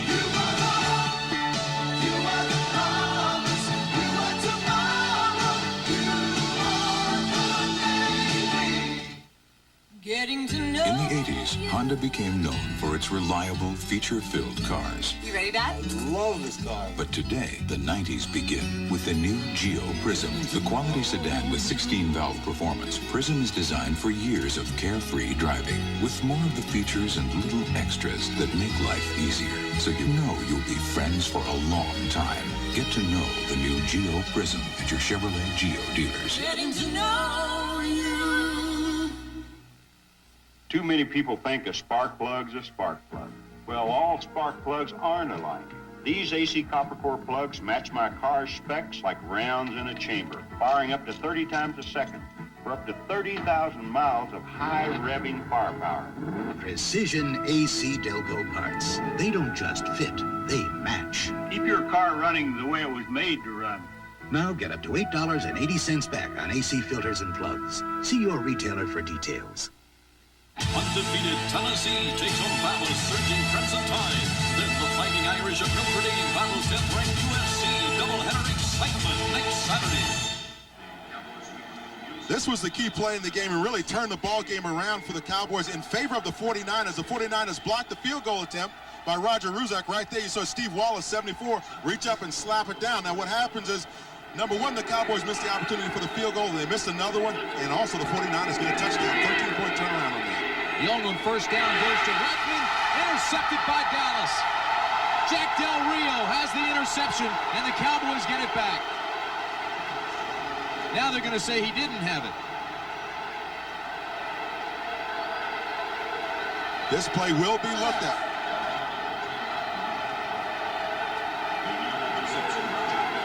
Replay, watch number 55, Del Rio. He's on the right side of your screen. You see Young bouncing back. The ball is tipped right there. And now does Del Rio catch the ball or does he trap it? Boy, it looks like it was laying right down. Catch. It looks like it was laying on the carpet a little bit before he could scoop it up. Give you a quick update. Herschel Walker now 13 carries, 116 yards, his season high. Young's pass to Rathman across midfield. Albritton finally makes the tackle at the 34. Danny Hendricks was there as well. Oh, but the block was thrown by Brent Jones, number 84. He saw Tom Rathman coming out to that side, and he just simply stole on Ray Horton, number 20, knocked him right to the turf, and that sprung Rathman. Jimmy Johnson's still hot about the interception. He thought Del Rio had it. Too late for that now, though, because watch this. You see Young on the little fake there, and then he rolls out, throws to Rathman. Now watch Brent Jones right there. Knocks the defender down. That springs Rathman on the run. A gain of 36. The 5th catch of the game for Rathman. It's first down. 49ers. This is Craig. It's a couple of tough yards. Jim Jeffcoat was there first. Good defense that time by the Cowboys. Kind of strung that play out to the sideline, stopped it up, didn't allow the 49ers to turn the corner, bringing the ball back in and make the tackle. The Cowboy defense has played well all afternoon. They really have. They played inspired football, and I think that anybody that's watching a young team trying to build themselves back up has to be inspired by their play this afternoon. Cowboys ranked last in the NFC defensively against the run, and yet they've held Roger Craig to 36 yards in 13 carries. It's second down and 8. Here's Craig again. Gets a block on the corner this time. And is close to a first down. It looks like the mark will give it to him.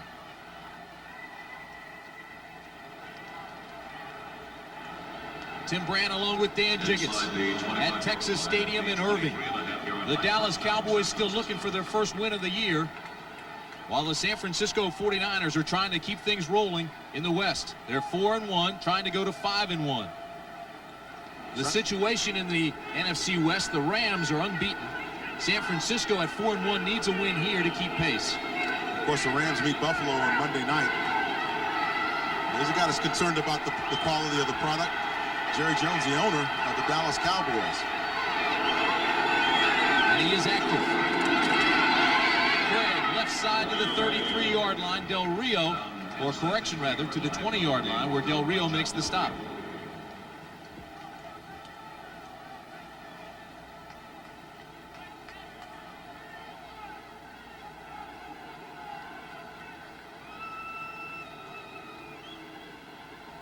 Jerry's trying to get that crowd excited again.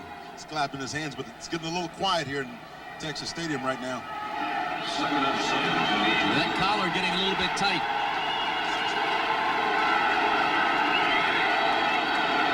Second down and 7.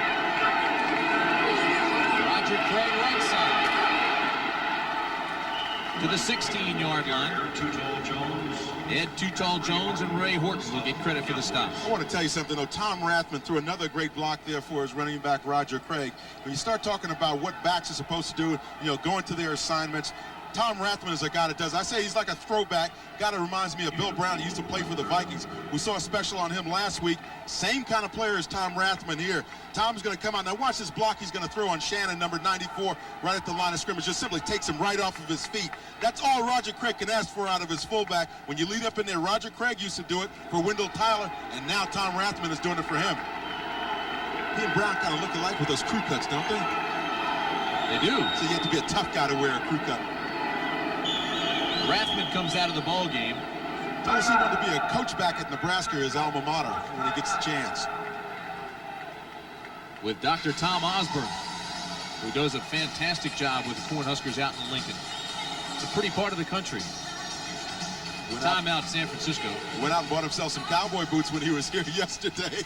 We were chasing him down, trying to get him into a meeting, and he was out buying a couple of pairs of boots. He likes horses, doesn't have any. I remember doing a couple of his games when he was at Nebraska. And I made the comment that a couple of his teammates, especially Shane Swanson, rode to school on a horse until they got to high school. Rathman says a lot of my teammates did that. Hey, next Saturday, we want to remind you once again that it will be a blockbuster. Tennessee is unbeaten, and they'll be going against the Crimson Tide of Alabama. Now, the Volunteers had yesterday off to rest, recover from injuries, while the Alabama Crimson Tide struggled a little bit, but got the win, and they're both unbeaten. That begins at 12 o'clock Eastern time. I'll be there along with Brent Musburger. We'll have that game for you. And then later in the afternoon, we'll take you out west, where Southern Cal will play Notre Dame. That begins at 3:30 Eastern. Of course, Notre Dame again yesterday struggled a little bit early against Air Force, but they got the win, and this guy... He's not struggling. Tim, I like, that's Alabama, is it? How do you say that again? The Alabama Crimson Tide.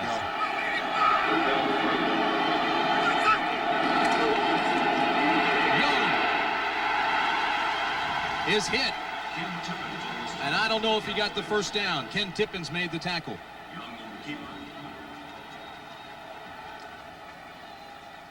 I'll tell you, that game out at Notre Dame in South Bend should be interesting, too. A little payback time there for the Irish. I won't have a chance to see it. I'll be leaving Birmingham, Alabama to fly to meet you in Kansas City. For the game on Sunday between Dallas and Kansas City. San Francisco did not have enough for the first. So Mike Kofer comes on to attempt a 32-yarder with 5 minutes left in the ball game. It's certainly long enough, and it's good. So with 4 minutes and 57 seconds remaining in the ball game, the Niners add 3 more.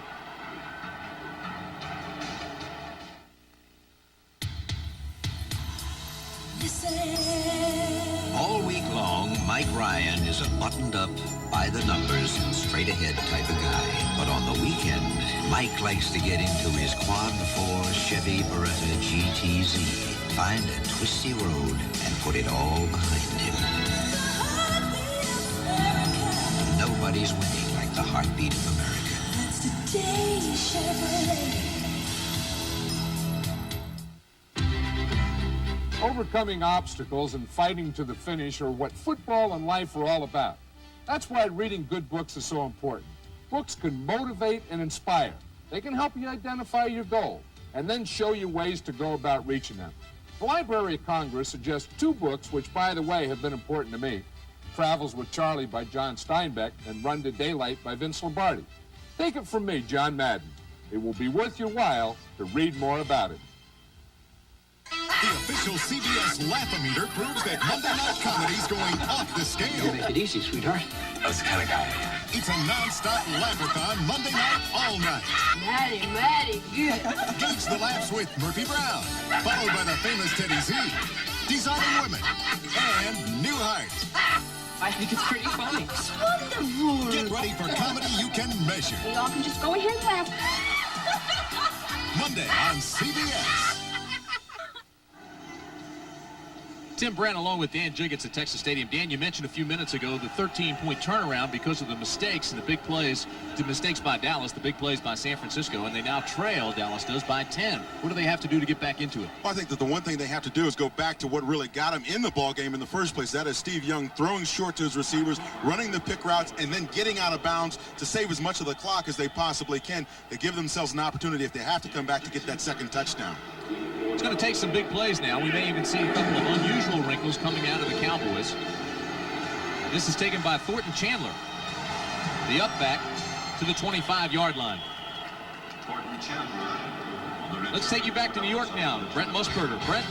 All right, Tim, a little breathing room for the Giants. Phil Simms, second touchdown pass of the day. Odessa Turner. He's becoming an outstanding receiver. And now it is a 10-point lead. 5 minutes again to go. Back to 10. They were working on Davis, Brent. Davis has had problems all year in man coverage. But you remember, Bill Parcells told us the first game of regular season that he felt, the second game of regular season, he felt that Odessa Turner was going to be an all-pro caliber receiver for him. Certainly it's coming true this season. He's having a great one. First down and 10, Dallas. They trail by 10. 4:48 remaining in the ball game. And Walsh is in trouble. He's nailed. The ball is still alive, I believe. There still hadn't been a whistle. Now they touch him. Well, the officials look confused. I think they were confused because they weren't sure if Walsh had started his throwing motion already, had the arm come forward. That's what they were confused about. It appeared that he had not gotten his arm going forward when the ball was popped out by Haley. They've got to be emphatic. They've got to either make a call or not make a call, or somebody's going to get hurt. You're exactly right, because everybody's running around thinking the ball's live. Half of them think it's live, and half of them think it was dead. There was no whistle that I could hear from up here until he was finally touched. The ruling on the field, that's a fumble. There was certainly confusion. Players were standing around. They didn't even go up to touch the recovery that Haley got. Or Haley made the hit, rather. Watch Walsh as Haley hits him. That's the key. He gets in a little trouble early because there's a nice pass rush by the 49ers. Now, the key is to watch, had his arm started forward. It had not. When Charles Haley stopped his arm as he tried to throw the ball forward, his arm stopped, and that's when the ball just kind of popped out of there. Watch, here's another angle. Let's see when Walsh's arm starts forward, if it ever starts forward. Haley comes in right there, and the ball springs out right there. Haley's shoulder drives up into Walsh's arm. He locked his shoulder, but I'll tell you what, from his wrist on up, maybe even from the elbow on up, is still going forward. But it's the so shoulder. What's the call? The shoulder's got to come forward on that. That's being explained right now to Jimmy Johnson. He's hot. Jimmy Johnson will never believe that one. Again, watch the shoulder. The shoulder's got to start up. The throwing motion has got to start down the field. See him cocking the ball, but it never really gets out because of Haley. Again, hitting that arm and just kind of bouncing it up. It's a close call, but it's one as an official you got to make down in the field. Certainly it's being reviewed. Cal Laporta's in there. See him with the glasses on taking a look at it. You know what, Dan? Everybody on that field, though, is taught, when in doubt, still go full speed. They should have gotten to the ball and touched him anyway. That's right. Until you hear the whistle blow, you go. 4 minutes, 37 seconds remain in the ball game, and Jimmy Johnson is really hot. His team has played well today. Well, in order for the replay official to reverse it, it's got to be definitive. And it's tough to say that that's definitive, that it was indeed not going forward. So here we're going to take another look at it again. Watch to see if you can see Steve Walsh's shoulder and throwing motion start forward. Granted, he cocks the football right there, but Haley pops it out just as he's got it back and getting ready to come forward. And the ball is live. That's a fumble. Cal Lepore is the replay official. That Pierce Holt, number 78, who made the recovery. The play stands in the way it was ruled on the field as a fumble. You get the feeling that Ben Dreith almost feels like he's being challenged, and he doesn't like it. He's being challenged by that man, I'll tell you that.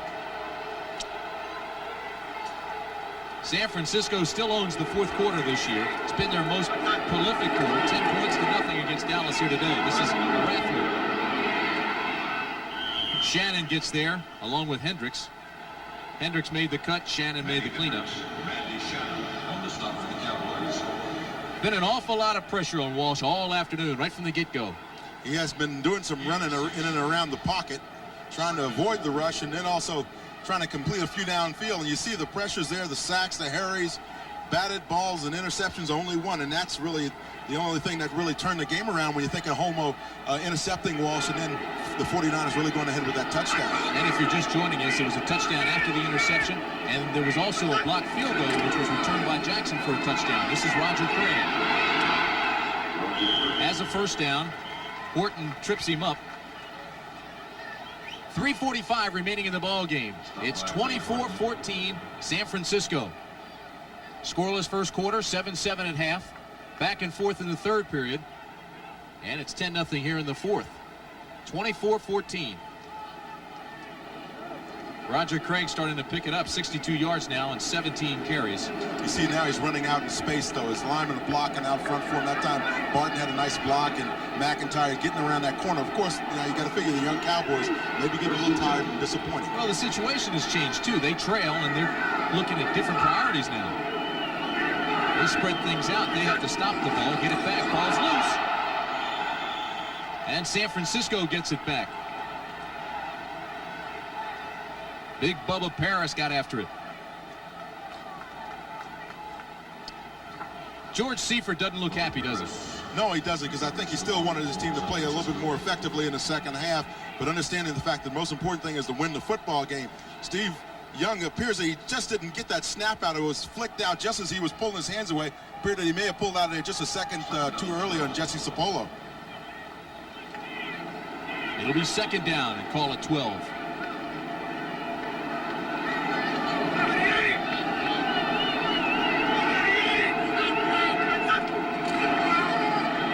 Young being chased by Jeffcoat, turns the corner inside the 15, look out, to the 1-yard line.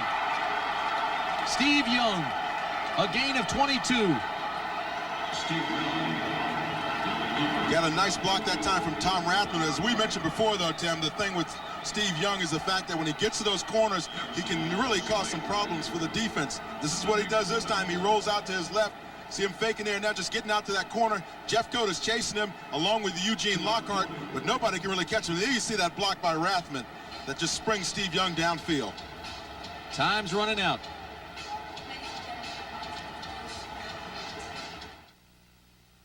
As Halloween approached, the Phantom of the Fridge struck again.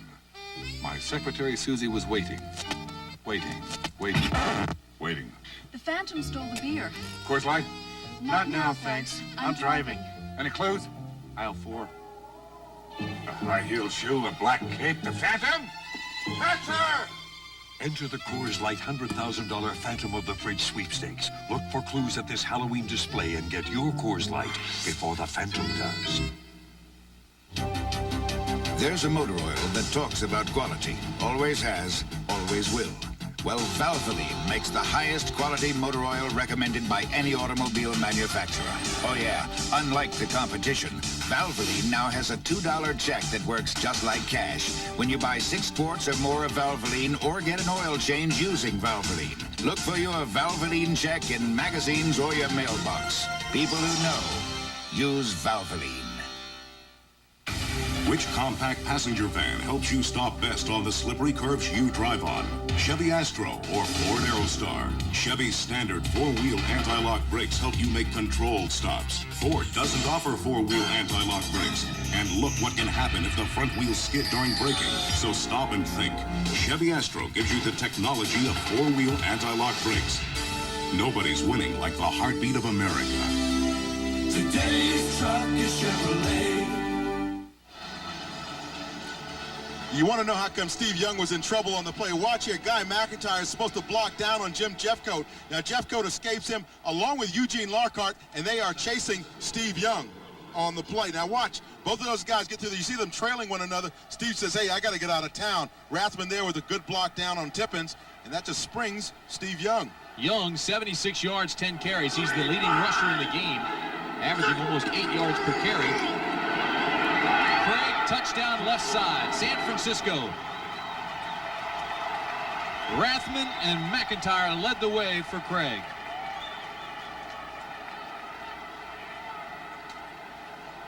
When you get down in the end zone and you get serious about wanting to get in there, you just run your fullback up in there on a little lead. Let Roger Craig follow him over there. Stutter step there. Good lead block by Guy McIntyre as well. And Roger Craig goes in standing up. That'll close the door and end any hope that Dallas may have had with under 2 minutes to play. Mike Kofor comes on. With that touchdown, Craig ties Ken Willard as San Francisco's all-time touchdown leader. And the kick is good. Roger Craig with his 61st career touchdown, and that ties Ken Willard. It's 31-14. Sir McKittrick there talking with Roger Craig saying, hey, you got a good block there by your fullback.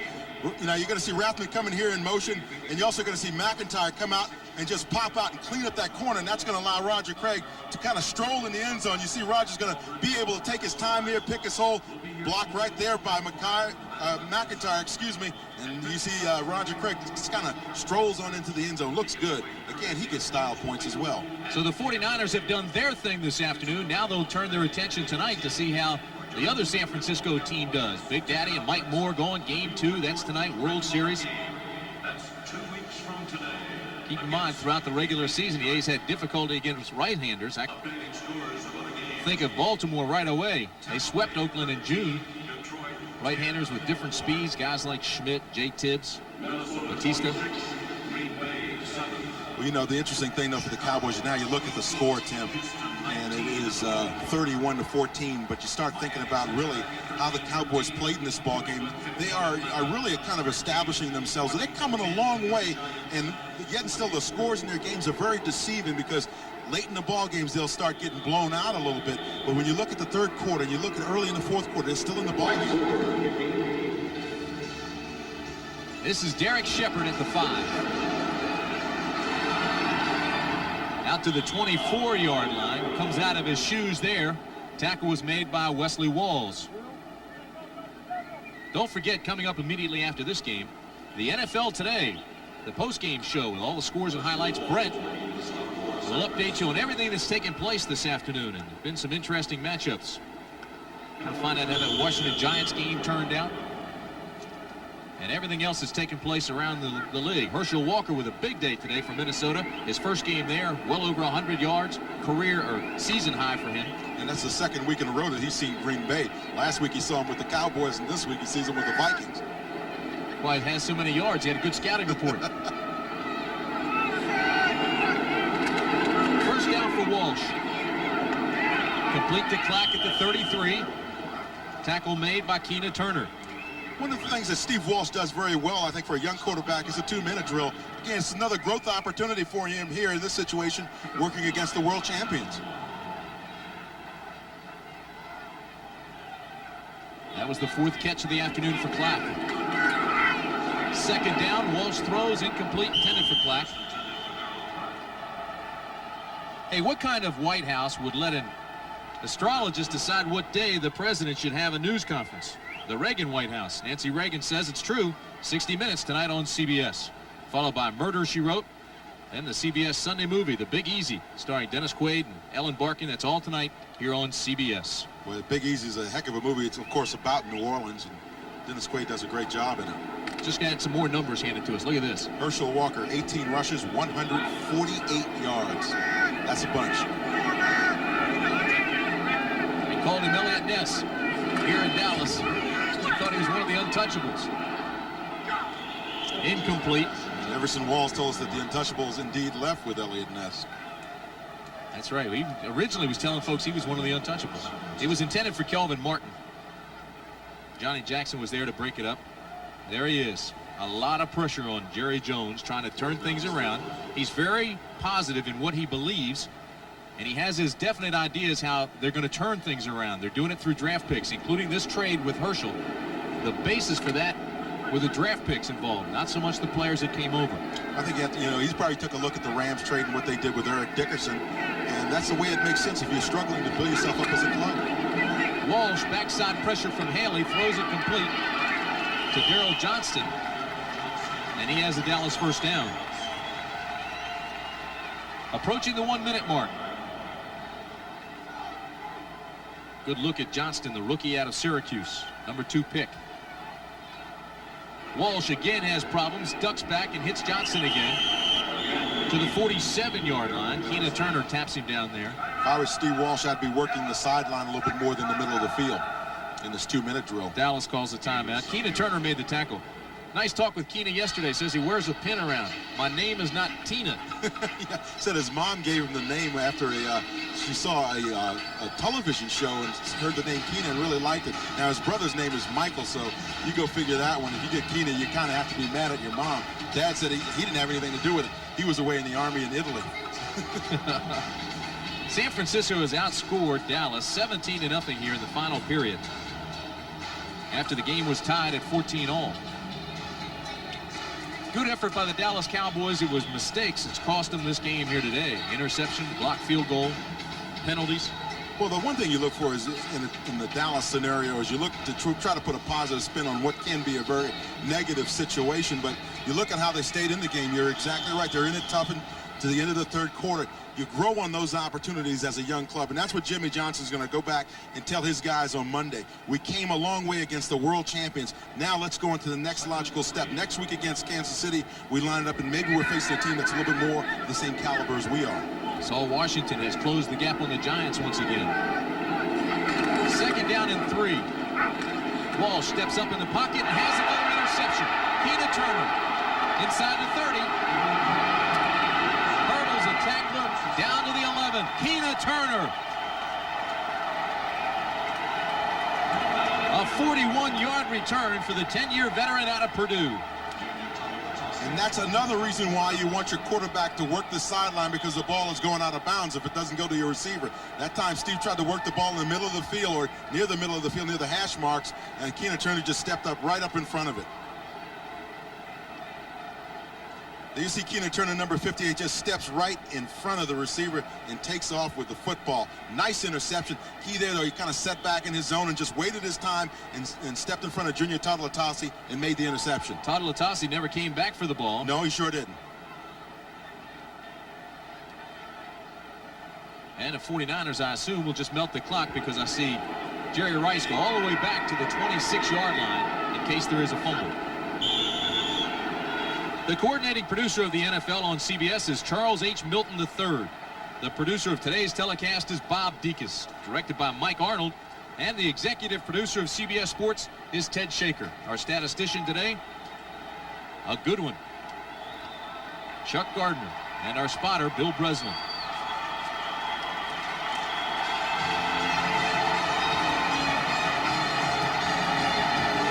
The expression on his face says it all. And now he comes back to offer congratulations to Matt Millen.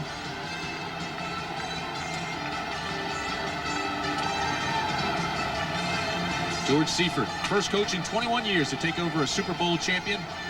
And he's now 5-1. And people say anybody could have won with this club, which won a Super Bowl, but it hadn't been easy. He had holdouts, contract problems, the McKyer problem. McKyer will probably be traded. It hadn't been an easy road for this man. It certainly hasn't, and they've had to make a lot of adjustments with injuries and all of that, which naturally comes during the course of a season. But George Seifert is a guy who has both feet on the ground, very solid guy, kind of quiet, a little bit different than Bill Walsh in that sense, but really has his team headed in the right direction defensively as well as offensively. Well, it's going to be a big week. The trade deadline, 3 o'clock Tuesday afternoon. And these two teams certainly will make some of those. Post-game show coming up next. For Dan Jiggetts, I'm Tim Brant saying so long from Texas Stadium.